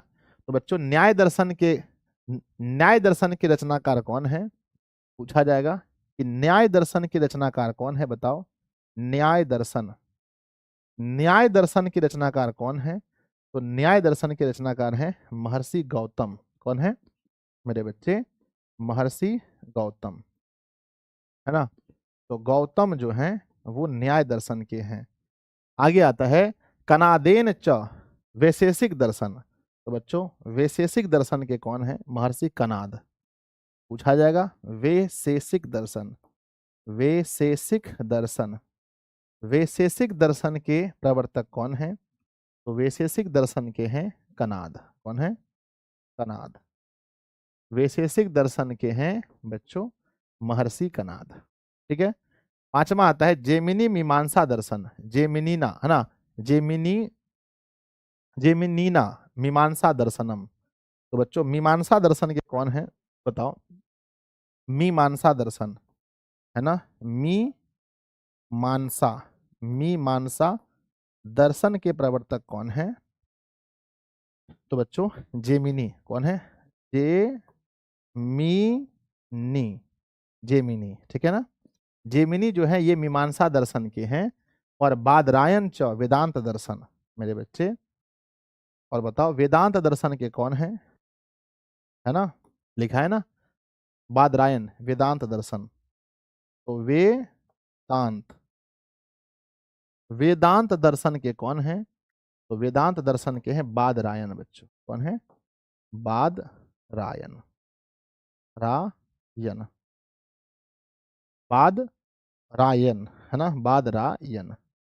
तो मेरे बच्चे ये 6 हैं, आपको ये 6 याद करना पड़ेगा। आप बताइए कितना साल में याद होगा आपको, कितना टाइम लेगा इसको याद करने में? सर इसलिए कहते हैं कि चैप्टर सबसे खतरनाक है, याद बड़ा करना पड़ता है सर। एक ठो भुलाया तो बस गया बोड़ा में, हाँ।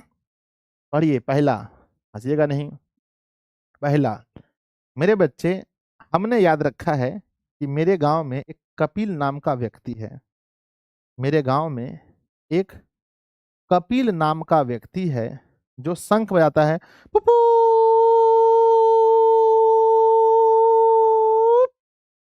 तो मेरे बच्चे, मेरे यहाँ पर एक शंख बजाने वाला व्यक्ति है जिसका नाम कपिल है। तो हमने याद रखा है कि शंख मतलब सांख्य दर्शन, यानी शंख, शंख कौन बजाता है? तो कपिल। मेरे गांव में एक व्यक्ति है जिसका नाम है कपिल।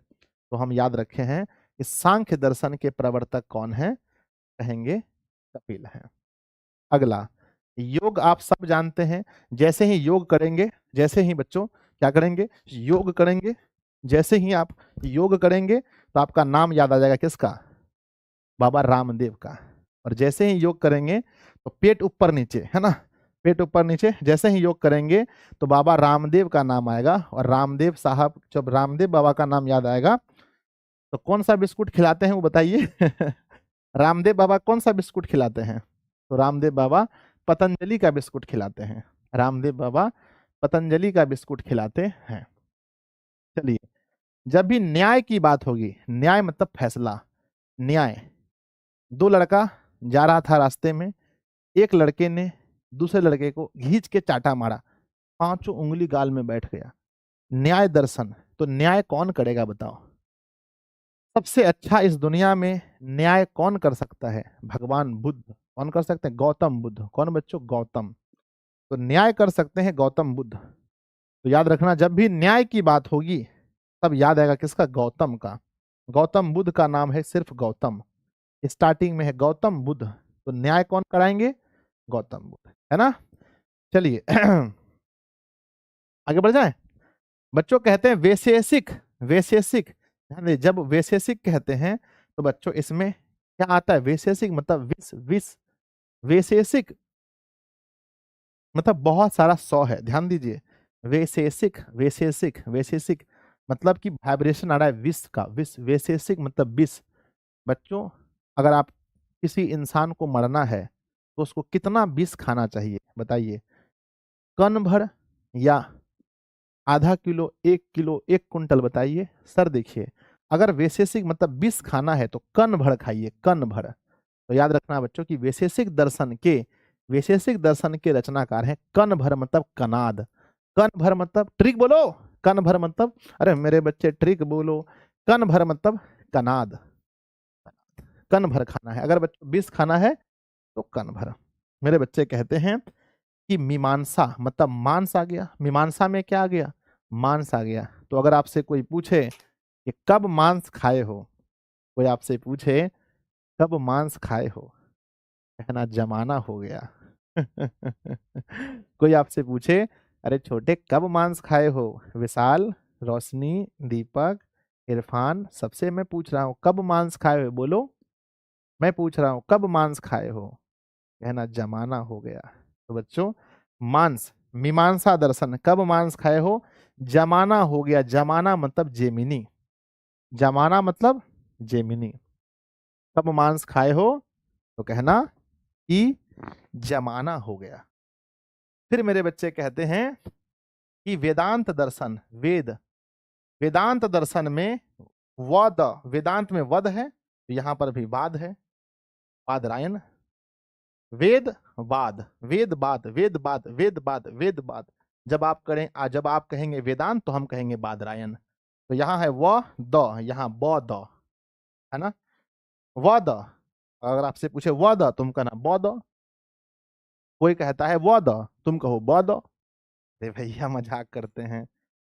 वेदार, है ना, वेदांत दर्शन तो मतलब व द, ब द, बादरायण हो गया। तो बच्चों बताइए आपको ट्रिक कैसा लगा? आपको ये हमारा छोटा सा प्यारा सा रसगुल्ला ऐसा ट्रिक कैसा लगा मुझे बताओ। मैंने छोटा सा प्रयास किया है और पहली बार किया है। आज से मैंने पहले बच्चों किसी विद्यार्थी को मैंने ऐसे नहीं पढ़ाया था। आज मेरे मन में आया कि मैं सांख्य तो जब भी बोला बच्चों सांख्य दर्शन, समझो मेरे गांव में एक कपिल नाम का लड़का है, वो सांख्य बजाता है। योग, योग करेंगे योग, तो बच्चों बाबा रामदेव यानी पतंजलि। न्याय, न्याय करेंगे गौतम बुद्ध यानी महर्षि गौतम। वैशेषिक, विष पीना है कन भर पीजिए, कनाद है। अगला मीमांसा, मांस खाए जमाना हो गया, मतलब जेमिनी, जेमिनी। चलिए, कहते हैं गुरुजी आप, है ना सर, आपका पढ़ाने का ट्रिक बहुत अच्छा लगता है, आपका पढ़ाने का ट्रिक, ओहो हो ताली। मेरे बच्चे तो याद कर लेना। चलिए आगे बढ़ते हैं। यहाँ लिखा गया है बहुत प्यार से, कहते हैं सांख्य दर्शन को चलाने वाले कपिल हैं, योग दर्शन के पतंजलि हैं, उसी प्रकार गौतम के द्वारा न्याय दर्शन को रचा गया, कनाद के द्वारा वैशेषिक दर्शन की रचना हुई, जेमिनी के द्वारा मीमांसा दर्शन की रचना हुई, और बादरायण के द्वारा वेदांत दर्शन लिखा गया। सबों में 100 से अधिक व्याख्यात और स्वतंत्र ग्रंथकार हैं। ठीक है, चलिए आगे बढ़े। लो भाई साहब, आगे बढ़ते हैं। लीजिए अगला आता है गार्गी। अब कौन पूछ रही है बताओ? अब कौन पूछ रही है? अगला सवाल किसका आ रहा है, जल्दी बताओ। अगला सवाल किसका आ रहा है ना? अगला सवाल, चलिए अगला सवाल आ रहा है गार्गी का। गुरुदेव, भवान वैज्ञानिकानि शास्त्रानि कथ्यम न वदति। अब गार्गी पूछ रहे, हे गुरुदेव, आप वैज्ञानिकों के शास्त्रों के बारे में क्यों नहीं बताते? अब गार्गी पूछ रही है, गुरुदेव, गुरुदेव, वैज्ञानिक शास्त्र के बारे में क्यों नहीं बोलते हैं? तो चलिए अब सर बोलेंगे। सर कह रहे हैं उक्त कथसी, कहते हैं उक्तम कथ, है ना, कथिष्यसि, है ना, उक्तम कथ्यसति। कहते हैं है ना, प्राचीन भारते विज्ञानस्य विभिन्न विभिन्न शाखानाम शास्त्राणि प्रावर्तनत। कहते हैं कि प्राचीन भारत में विज्ञान के बहुत सारी शाखाएं हैं। प्राचीन भारत में विज्ञान के बहुत सारी शाखाएं हैं। कहते हैं आयुर्वेद, ध्यान दीजिएगा, आयुर्वेद शास्त्र के चरक संहिता, सुश्रुत संहिता, चेति शास्त्र कार नाम में प्रसिद्ध इतः। कहते हैं बच्चों कि, है ना, कि चरक और सुश्रुत का संबंध किससे है? चरक और सुश्रुत का संबंध किससे है? तो आयुर्वेद शास्त्र से। मेरे बच्चे याद रखना कि आयुर्वेद शास्त्र के जनक कौन है? आयुर्वेद, आयुर्वेद, आयुर्वेद शास्त्र के जनक। तो आयुर्वेद शास्त्र के जनक कौन है? तो कहना मेरे बच्चे, दो व्यक्ति हैं, पहला है चरक और दूसरा है सुश्रुत। सुश्रुत, तो बच्चों एक है चरक और दूसरा है सुश्रुत। तो आयुर्वेद शास्त्र की अगर हम बात करें तो पहला है चरक और दूसरा है सुश्रुत, याद रहेगा। कहते हैं तत्रेव रसायन विज्ञानम भौतिक विज्ञानश्च अंतरपुरम अस्तः ज्योतिष शास्त्रे अपि खगोल विज्ञानम गणित। कहते हैं बच्चों केमिस्ट्री है, फिजिक्स है, ज्योतिष शास्त्र भी है, खगोल शास्त्र भी है, ये बहुत सारे शास्त्र हैं वैज्ञानिक में।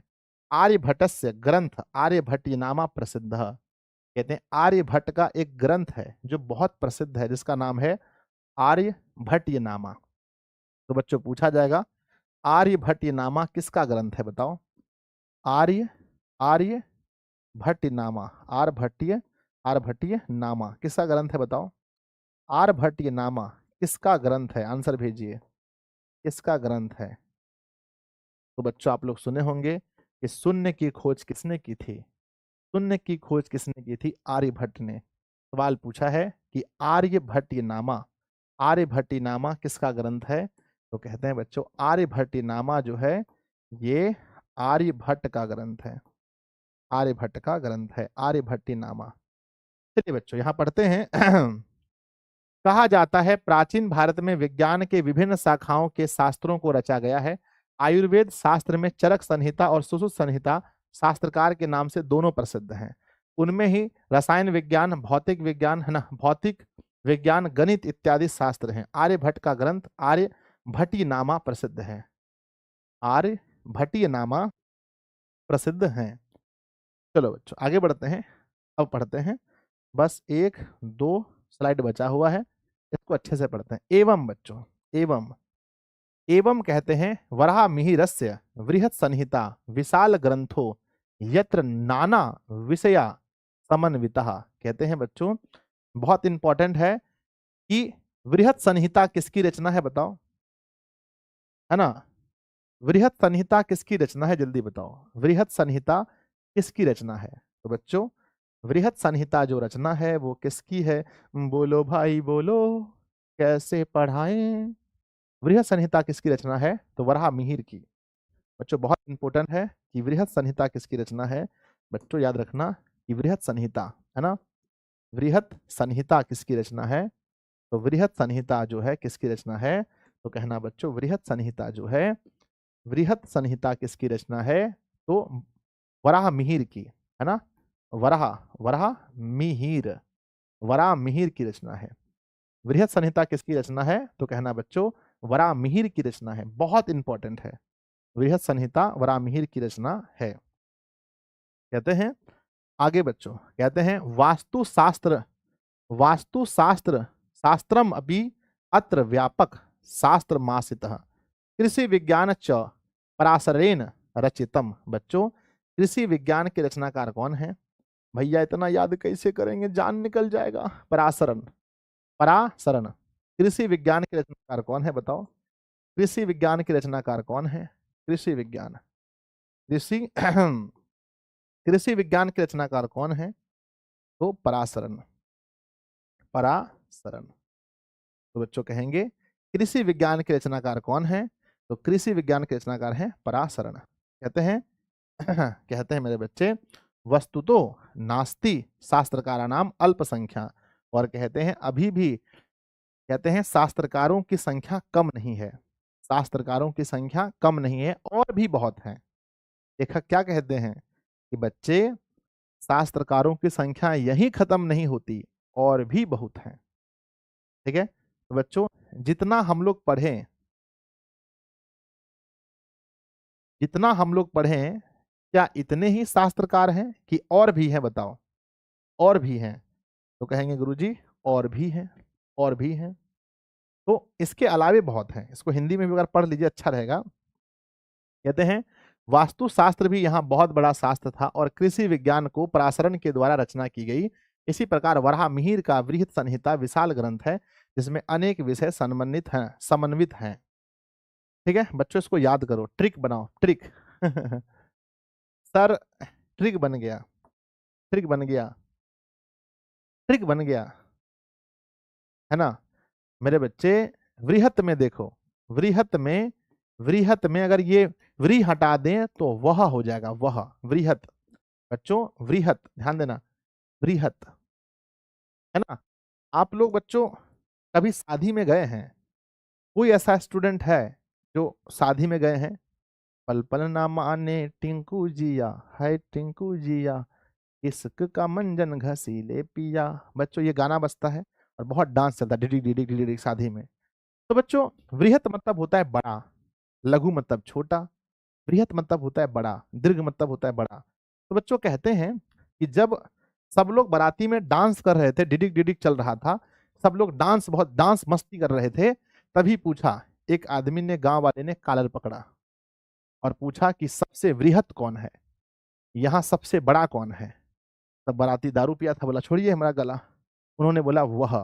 कौन बड़ा है बताओ? वह। और जब वह बोला तो लड़का घोड़े पर बैठा हुआ था, वही सबसे बड़ा है। तो शादी में सबसे बड़ा कौन होता है? वह होता है।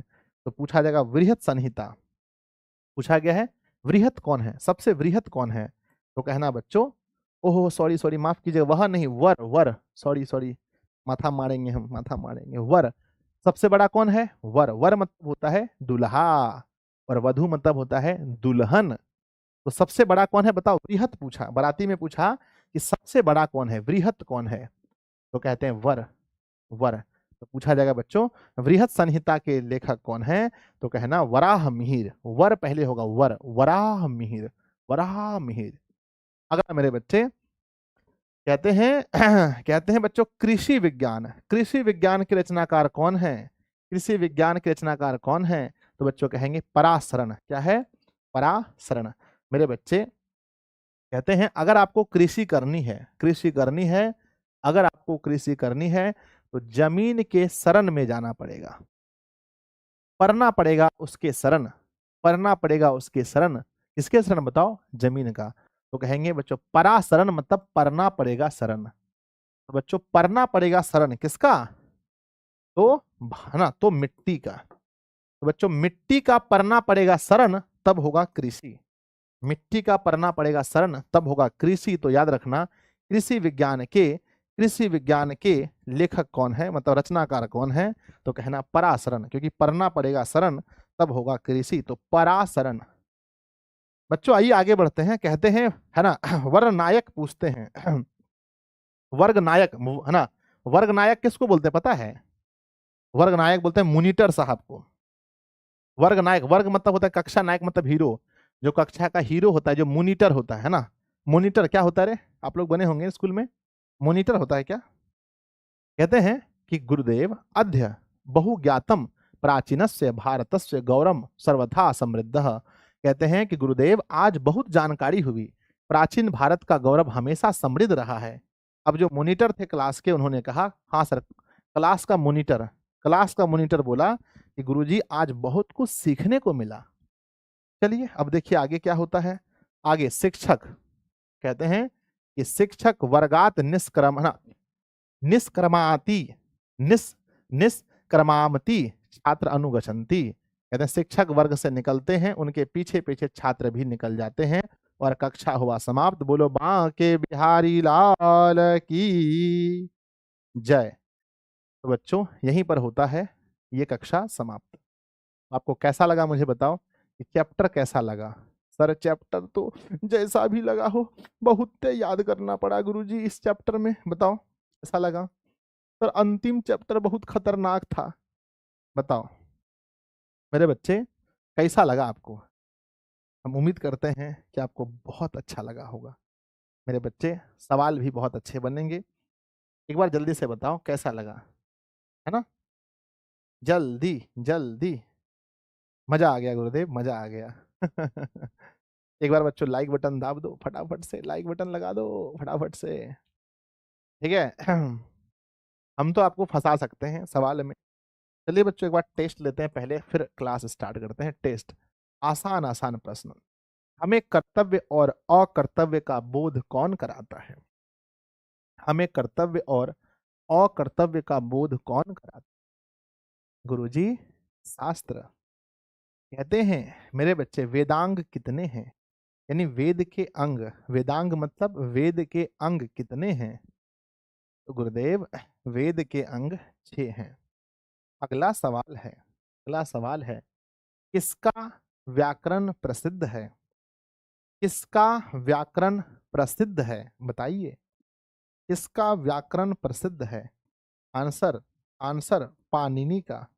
पानी पी के व्याकरण पढ़ेंगे, पाणिनि का। अगला, सांख्य दर्शन के प्रवर्तक कौन है?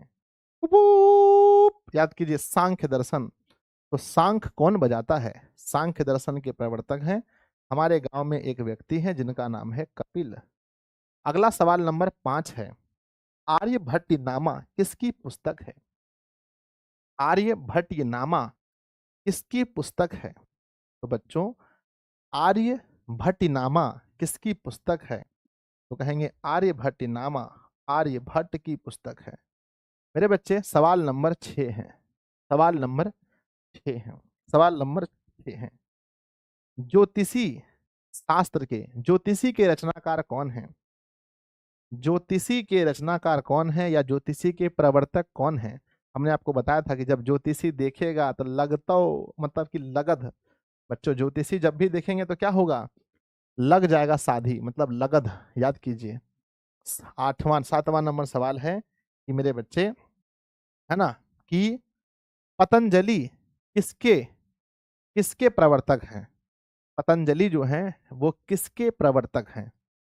पतंजलि किसके प्रवर्तक हैं? पतंजलि मतलब योगा, याद कीजिए योग शास्त्र के।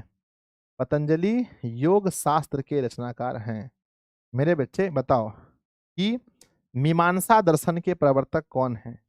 मीमांसा दर्शन के प्रवर्तक कौन है? मीमांसा, कब मांस खाए हैं बताइए, कब मांस खाए हैं आप?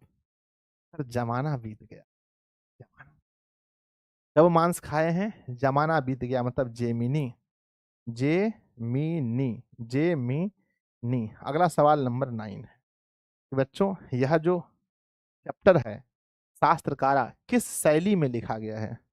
शास्त्रकारा चैप्टर किस शैली में लिखा गया है? तो कहना मेरे बच्चे प्रश्नोत्तर शैली में, प्रश्नोत्तर शैली में। और 10वां नंबर सवाल है कि बच्चों कृषि विज्ञान, क्या पूछा मैंने? कृषि विज्ञान के प्रवर्तक कौन है? कृषि विज्ञान के। सर अगर कृषि करना है तो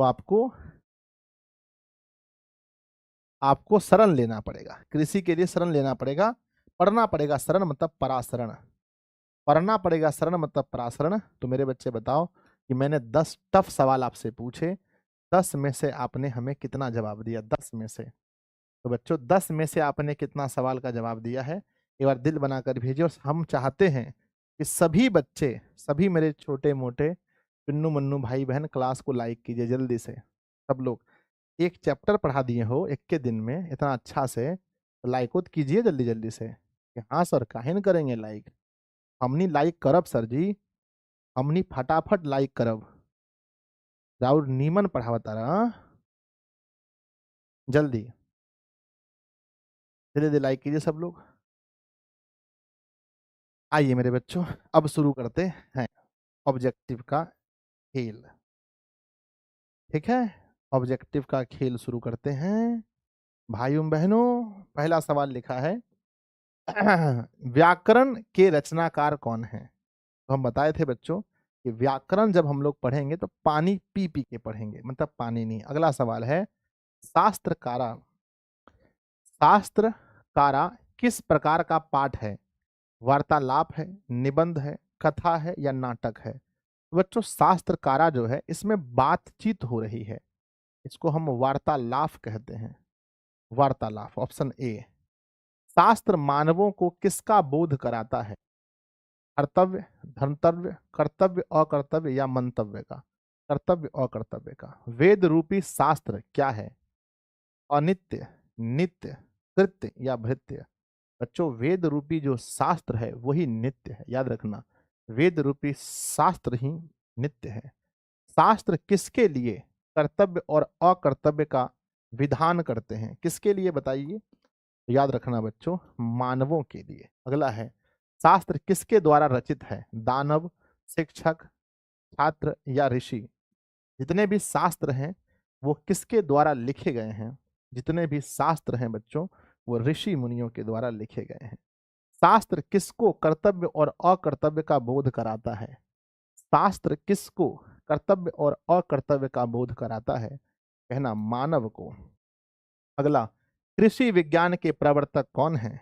कृषि करना है, पढ़ना पड़ेगा शरण, पढ़ना पड़ेगा शरण, पढ़ना पड़ेगा शरण, मतलब पराशरण, पराशरण, पराशरण। अगला मीमांसा दर्शन के प्रवर्तक कौन है। कब मांस खाए हैं। कब मांस खाए हैं आप बताइए, कब मांस खाए हैं। गुरुदेव जमाना हो गया, जमाना हो गया, जमाना हो गया, जिमिनी। अगला चरक संहिता किसकी रचना है।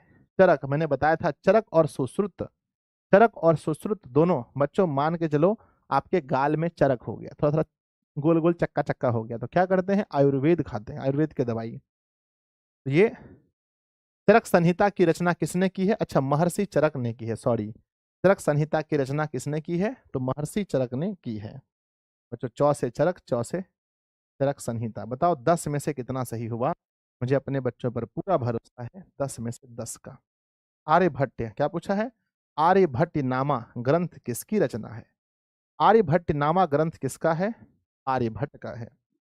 योग शास्त्र के प्रवर्तक कौन है। योगा कीजिएगा सर, योगा करेंगे तो आ जाएंगे बाबा रामदेव। बाबा रामदेव क्या खिलाएंगे आपको, पतंजलि का बिस्किट। बाबा रामदेव क्या खिलाते हैं, पतंजलि का बिस्कुट। निरुक्त के रचयिता कौन है। निरुक्त मैंने बताया था, इसको याद करना है। निरुक्त, निरुक्त क्या महर्षि यास्क हो जाएगा। अगला न्याय दर्शन, न्याय किससे करवाना चाहेंगे आप। दो दोस्त जा रहा था, एक दोस्त ने जोर से मारा थप्पड़, पांचों उंगली गाल में बैठ गया। न्याय करेंगे भगवान बुद्ध, गौतम बुद्ध करेंगे न्याय, गौतम बुद्ध। अगला वराह मिहिर है ना, वराह मिहिर मतलब वर, वर, वर क्या है, वृहत है। एक बार बाराती में डांस हो रहा था टिंकू जिया, वहां पर एक बाराती को पकड़ा गया, बोला यहाँ पर वृहत कौन है, सबसे बड़ा कौन है। तो कहते हैं वर, वर मतलब लड़का, सबसे बड़ा है। वृहत संहिता, वृहत संहिता। अगला ऋषि आदि प्रणीत को क्या कहते हैं। ऋषि आदि प्रणीत को भृतक, मृतक, कृतक, हृतक कहते हैं।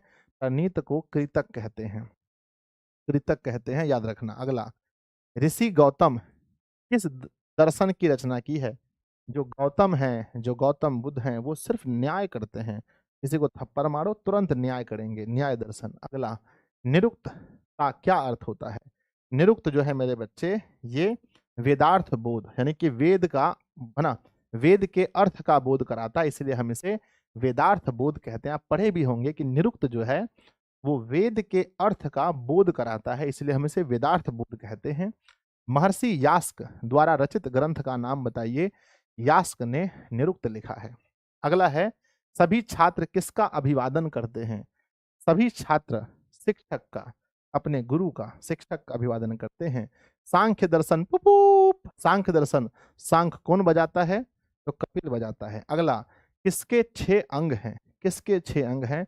वेद के 6 अंग हैं, जिसे वेदांग कहते हैं। शिक्षा, कल्प, व्याकरण, छंद, निरुक्त और ज्योतिष। कितने बच्चों को 6 याद है? हाथ उठाओ। क्या आपको 6 में से 6 याद है? अगला सवाल भारतवर्ष में किसकी महती परंपरा सुनने को मिलती है? भारतवर्ष में किसकी परंपरा सुनने को मिलती है? शास्त्रों की। अगला है, पाणिनि ने किसकी रचना की है? पानी पी पी के व्याकरण पढ़ेंगे, पानी पी पी के व्याकरण पढ़ेंगे। वेद रूप शास्त्र क्या है? वेद रूपी शास्त्र नित्य कहलाता है। मनोरंजन के लिए शास्त्रकारा किस शैली में लिखा गया है? मनोरंजन के लिए शास्त्रकारा प्रश्न उत्तर शैली में लिखा गया है। कक्षा में कौन प्रवेश करते हैं? कक्षा में शिक्षक प्रवेश करते हैं। अगला, छात्र किसके शास्त्रों से अवगत होता है? छात्र को किसके शास्त्र बताए जाते हैं? संस्कृत भाषा के शास्त्र। ज्ञान का शासक कौन है? मैंने बताया था, शास्त्र ही ज्ञान का शासक है। मनुष्यों को कर्तव्य और अकर्तव्य की शिक्षा कौन देता है? शास्त्र ही देता है। वेदों के कितने अंग हैं? वेदों के 6 अंग हैं। अगला, शिक्षा क्या बोध कराता है? शिक्षा शिक्षा उच्चारण की क्रिया। शिक्षा बोध कराता है उच्चारण की क्रिया। कल्प किस प्रकार का ग्रंथ है? मैंने बताया था, जादू टोना डाइन जोगिन, है ना, जादू टोना डाइन जोगिन, ओझा ओझेली, ये सब कहाँ होता है बोलो? ये सब कल्प में होता है, कल्प में। कर्मकांड है ये। चला बच्चों, कर्मकांड का वर्णन करने वाला ग्रंथ कौन है?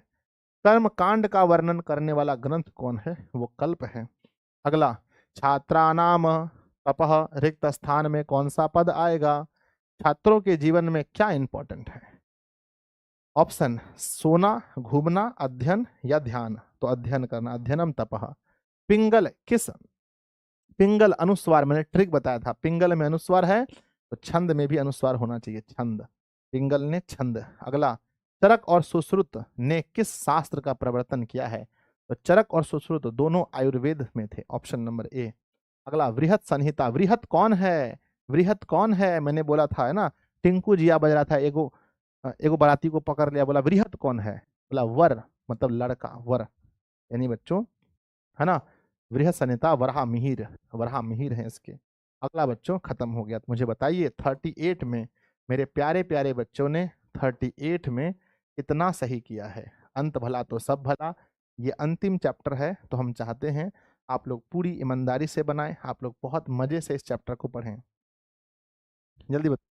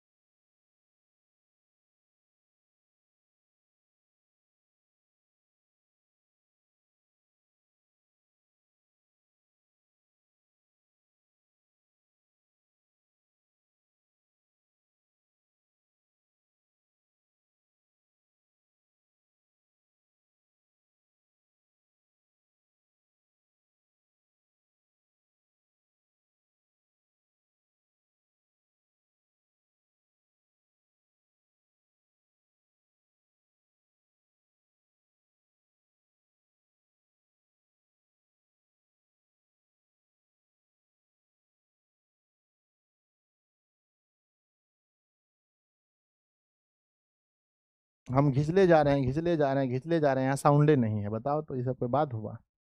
शास्त्र मानवों के लिए होता है। अगला सवाल, मीमांसा दर्शन मांस कब खाए हैं? सर जमाना हो गया, जमाना हो गया मतलब जेमिनी। Option number A. अगला सवाल है, महर्षि यास्क, यास्क ने क्या लिखा है? निरुक्त। अगला सवाल देखते हैं बच्चों, आर्यभट्टीय नामा, आर्यभट्ट किसकी रचना है? आर्यभट्ट की रचना है। शास्त्रकारा पाठ किस शैली में है? प्रश्न उत्तर शैली में है। अगला सवाल, सांख्य दर्शन के प्रवर्तक कौन है? पूप शंख बजेगा, कौन बजाएगा? कपिल नाम का एक लड़का।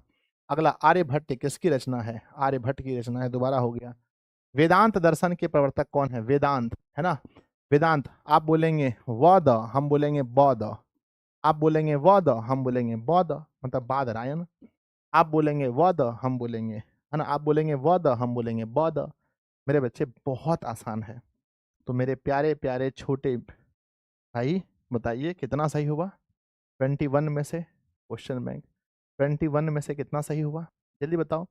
और जितना जितना ही ऑब्जेक्टिव जरूरी है, जितना ही मेरे बच्चे ऑब्जेक्टिव जरूरी है, उतना ही ज़्यादा क्या है बताओ? जितना ऑब्जेक्टिव जरूरी है उतना ही सब्जेक्टिव भी जरूरी है। तो मेरे प्यारे बच्चों, जितना ऑब्जेक्टिव है उतना ही सब्जेक्टिव है, इसलिए सब्जेक्टिव भी पढ़ो। ठीक है, चलो, सब्जेक्टिव भी पढ़ना है। ऐसा नहीं कि खाली ऑब्जेक्टिव पढ़ लीजिए, सब्जेक्टिव पढ़ भी ना कीजिए। चलिए बच्चों, पहला देखते हैं। सबसे फर्स्ट पहला क्वेश्चन पूछा है कि शास्त्र मानवों को, पहला सवाल है, शास्त्र शास्त्र मानवों को क्या शिक्षा मिलती है? शास्त्र से मानव को क्या शिक्षा मिलती है? तो बच्चों, शास्त्र से मानव को यही शिक्षा मिलती है कि हमें जीवन में क्या करना है और क्या नहीं। तो लिखा गया है कि शास्त्र मनुष्य को कर्तव्य अकर्तव्य का बोध कराता है। शास्त्र ज्ञान का शासक होता है। सुकर्म दुष्कर्म सत्य असत्य आदि की जानकारी शास्त्र से मिलती है। लिख देंगे तो एक बार दिल बनाकर भेज दीजिए कि गुरुदेव, शास्त्र से हमें क्या शिक्षा मिलती है? हम इसका जवाब दे सकते हैं, जल्दी लिखकर भेजो। अगला अगला सवाल है, वेदांग कितने हैं, उनके नाम बताइए। सवाल पूछा गया है कि वेदांग जो है, वेद के अंग कितने हैं, उनके नाम बताइए। वेदांग 6 हैं। शिक्षा, कल्प, व्याकरण, निरुक्त, छंद और ज्योतिष, ये 6 नाम होते हैं। ये हम आपको पढ़ा चुके हैं, बहुत अच्छे से लिख देंगे। दिल बनाकर लिखिए। भारतीय दर्शन शास्त्र और उनके प्रवर्तक की चर्चा कीजिए। कौन कौन दर्शन शास्त्र हैं? भारतीय दर्शन शास्त्र 6 हैं। सांख्य दर्शन के प्रवर्तक कपिल हैं। योग दर्शन के पतंजलि, न्याय दर्शन के गौतम, वैशेषिक दर्शन के कनाद, मीमांसा दर्शन के जेमिनी, वेदांग दर्शन के बादरायण। हो जाएगा? बताओ, क्या सभी दर्शन आपको याद हैं? 6 में से 6 दर्शन याद हैं? तो दिल बनाकर, सूर्य बनाकर भेज दीजिए। अगला, ज्योतिष शास्त्र के अंतर्गत ज्योतिष शास्त्र के अंतर्गत कौन कौन सी शाखा तथा उनके प्रमुख ग्रंथ कौन कौन से हैं? ज्योतिष शास्त्र के अंतर्गत खगोल विज्ञान, गणित आदि शास्त्र हैं। आर्यभट्ट, बृहत संहिता आदि उनके प्रमुख ग्रंथ हैं।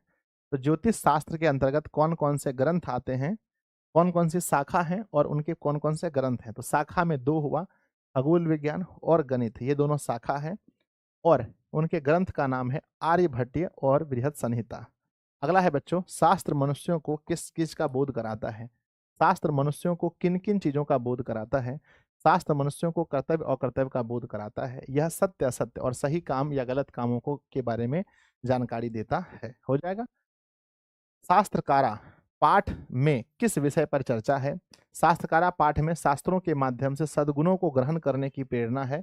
इससे हमें अच्छे संस्कार और यश प्राप्त करने की शिक्षा मिलती है। हो जाएगा? बताओ।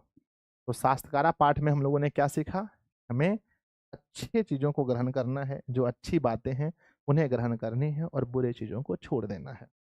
ठीक है बच्चों, अंत भला तो सब भला। लास्ट है बच्चों, लास्ट क्वेश्चन है। कहा गया है, शास्त्रकारा पाठ के आधार पर संस्कृत की विशेषता बताइए। शास्त्रकारा पाठ के अनुसार भारतीय ज्ञान विज्ञान संस्कृत शास्त्रों में वर्णित है। संस्कृत में ही वेद, वेदांग, उपनिषद तथा दर्शन शास्त्र रचित हैं। इस प्रकार संस्कृत भाषा काफी महत्व है। तो बच्चों, क्या आप लिख पाएंगे? क्या आप लिख पाएंगे? शास्त्रकारा पाठ के आधार पर संस्कृत की विशेषता क्या है, आप लिख पाएंगे? हमारे जितने भी धार्मिक ग्रंथ हैं वो सभी संस्कृत में हैं। बताओ, कोई इंग्लिश में हो, कोई हिंदी में हो? नहीं सर। तो बच्चों क्या आप संस्कृत की विशेषता बता सकते हैं, हाँ या ना? यस, यस, है ना? तो प्यारे बच्चों, हम उम्मीद करते हैं कि आपको ये चैप्टर बहुत पसंद आया होगा। और इसी के साथ बच्चों एक बार सब लोग प्यारे बच्चों कमेंट बॉक्स में एक बार ताली बजा दीजिए, हमारा संस्कृत हमारा बुक समाप्त हो गया। बच्चों आज हमारा संस्कृत बुक समाप्त हो गया। आज का डेट याद रखना कि संस्कृत बुक संजय सर ने कब समाप्त किया था। संस्कृत बुक समाप्त याद रखना बच्चों, संस्कृत जो बुक है बच्चों, जो बुक है वो हमारा समाप्त हो गया। ठीक है, डेट बच्चों याद रखना कि 16 जुलाई को ही समाप्त हो गया है। आपके पास समय है अगस्त, सितंबर, अक्टूबर, नवंबर, दिसंबर, जनवरी, फेब में परीक्षा होने वाला है। तो आपके पास टाइम है बच्चों, अभी आधा यहाँ भी है, 7 महीना बच्चों, 7 महीना आपके पास समय बचा है। 7 महीना पढ़ने के लिए टाइम दिए हैं बच्चों, 7 महीना आपको पढ़ने के लिए टाइम दिया गया है टोटल। लगभग परीक्षा में भी 7 महीना बचा है।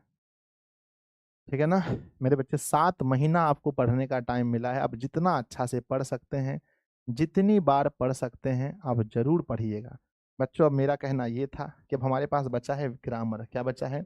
हम बोले थे थोड़ी देर बातचीत करेंगे, तो बातचीत में यही बोलना था कि हमारे पास ग्रामर बचा है मेरे बच्चे, ग्रामर बचा है, व्याकरण बचा है। तो व्याकरण को फिलहाल हम बच्चों नेक्स्ट मंथ स्टार्ट करेंगे, ठीक है ना, नेक्स्ट मंथ। क्योंकि व्याकरण को जब स्टार्ट करेंगे तो एक साथ पढ़ना पड़ेगा। अभी टेंशन मत लीजिए, 7 महीना आपका परीक्षा बचा है, व्याकरण 20 दिन का क्लास होता है, तो थोड़ा सा वेट कर लीजिए, ठीक है ना, थोड़ा सा वेट कर लीजिए। अभी हमारा फोकस होगा साइंस का सिलेबस खींचना है। बोलो किसका सिलेबस, किसका खींचना है? साइंस का सिलेबस खींचना है, साइंस का सिलेबस, साइंस और मैथ का, है ना मेरे बच्चे, इंपॉर्टेंट है। अभी साइंस का सिलेबस खींचना है, सिलेबस पूरा खींचने दीजिए, खींचने दीजिए बच्चों, ठीक है ना। अब साइंस पर हमारा फोकस होगा। हाँ बच्चों चलिए, अब अगली क्लास कितने बजे है बताओ? वो हम कर लेंगे, टाइम से खत्म हो जाएगा। नेक्स्ट क्लास बच्चों 8:03 हो गया, तो 15 में ही शुरू होगा। तो नेक्स्ट क्लास बच्चों 8:15 PM में कहाँ पर होने वाला है बताओ? तो बच्चों ऐप पर होने वाला है, दिशा ऑनलाइन क्लासेस के ऐप पर 8:15 में। ठीक है, कल शाम वाली क्लास बंद होगी, पूछो क्यों? क्योंकि बच्चों मुहर्रम पर्व है मुस्लिम धर्म का, है ना, मुहर्रम पर्व है बच्चों, इसलिए बंद रहेगी, है ना। हम कोशिश करते हैं सुबह ले लेंगे, सुबह एक क्लास, सुबह बच्चों 6 AM में ही एक क्लास मैथ का हम लेने का प्रयास करेंगे फिर से। पहले अभी मिलते हैं 8:15 में, ठीक है। सब लोग जुड़िएगा, मिलते हैं अगली क्लास में। तब तक के लिए आप पढ़ते रहिए, हंसते रहिए, है ना, और मुस्कुराते रहिए। और आपका जो नोट्स का हमने वादा किया है, अगले मंथ नोट्स देना है, तो अगले 15 अगस्त तक में आपको नोट्स मिल जाएगा। 15 अगस्त तक में न्यू नोट्स आपको मिल जाएगा। संस्कृत बुक खत्म हुआ, आप पढ़ते रहिए खाली मन से, है ना बच्चों। मुझे लगता है पूरे यूट्यूब पर बच्चों पहली बार, है ना, पहला ऐसा संस्था होगा दिशा, जहाँ पर बच्चों कोई एक बुक समाप्त हुआ है, और संस्कृत बुक बच्चों समाप्त हुआ है, ठीक है ना। बाय बच्चों सभी को। अब देखो अपने आप हमको टाइम ज़्यादा मिलेगा, आप साइंस भी खींच देंगे, मैथ उधर से हो ही रहा है, SST मनीष सर पढ़ा ही रहे हैं, हिंदी का बुक जल्दी खत्म कर ही देंगे, सब खत्म हो जाएगा। ठीक है, बाय सभी को, मिलते हैं बच्चों 8:15 में ऐप पर।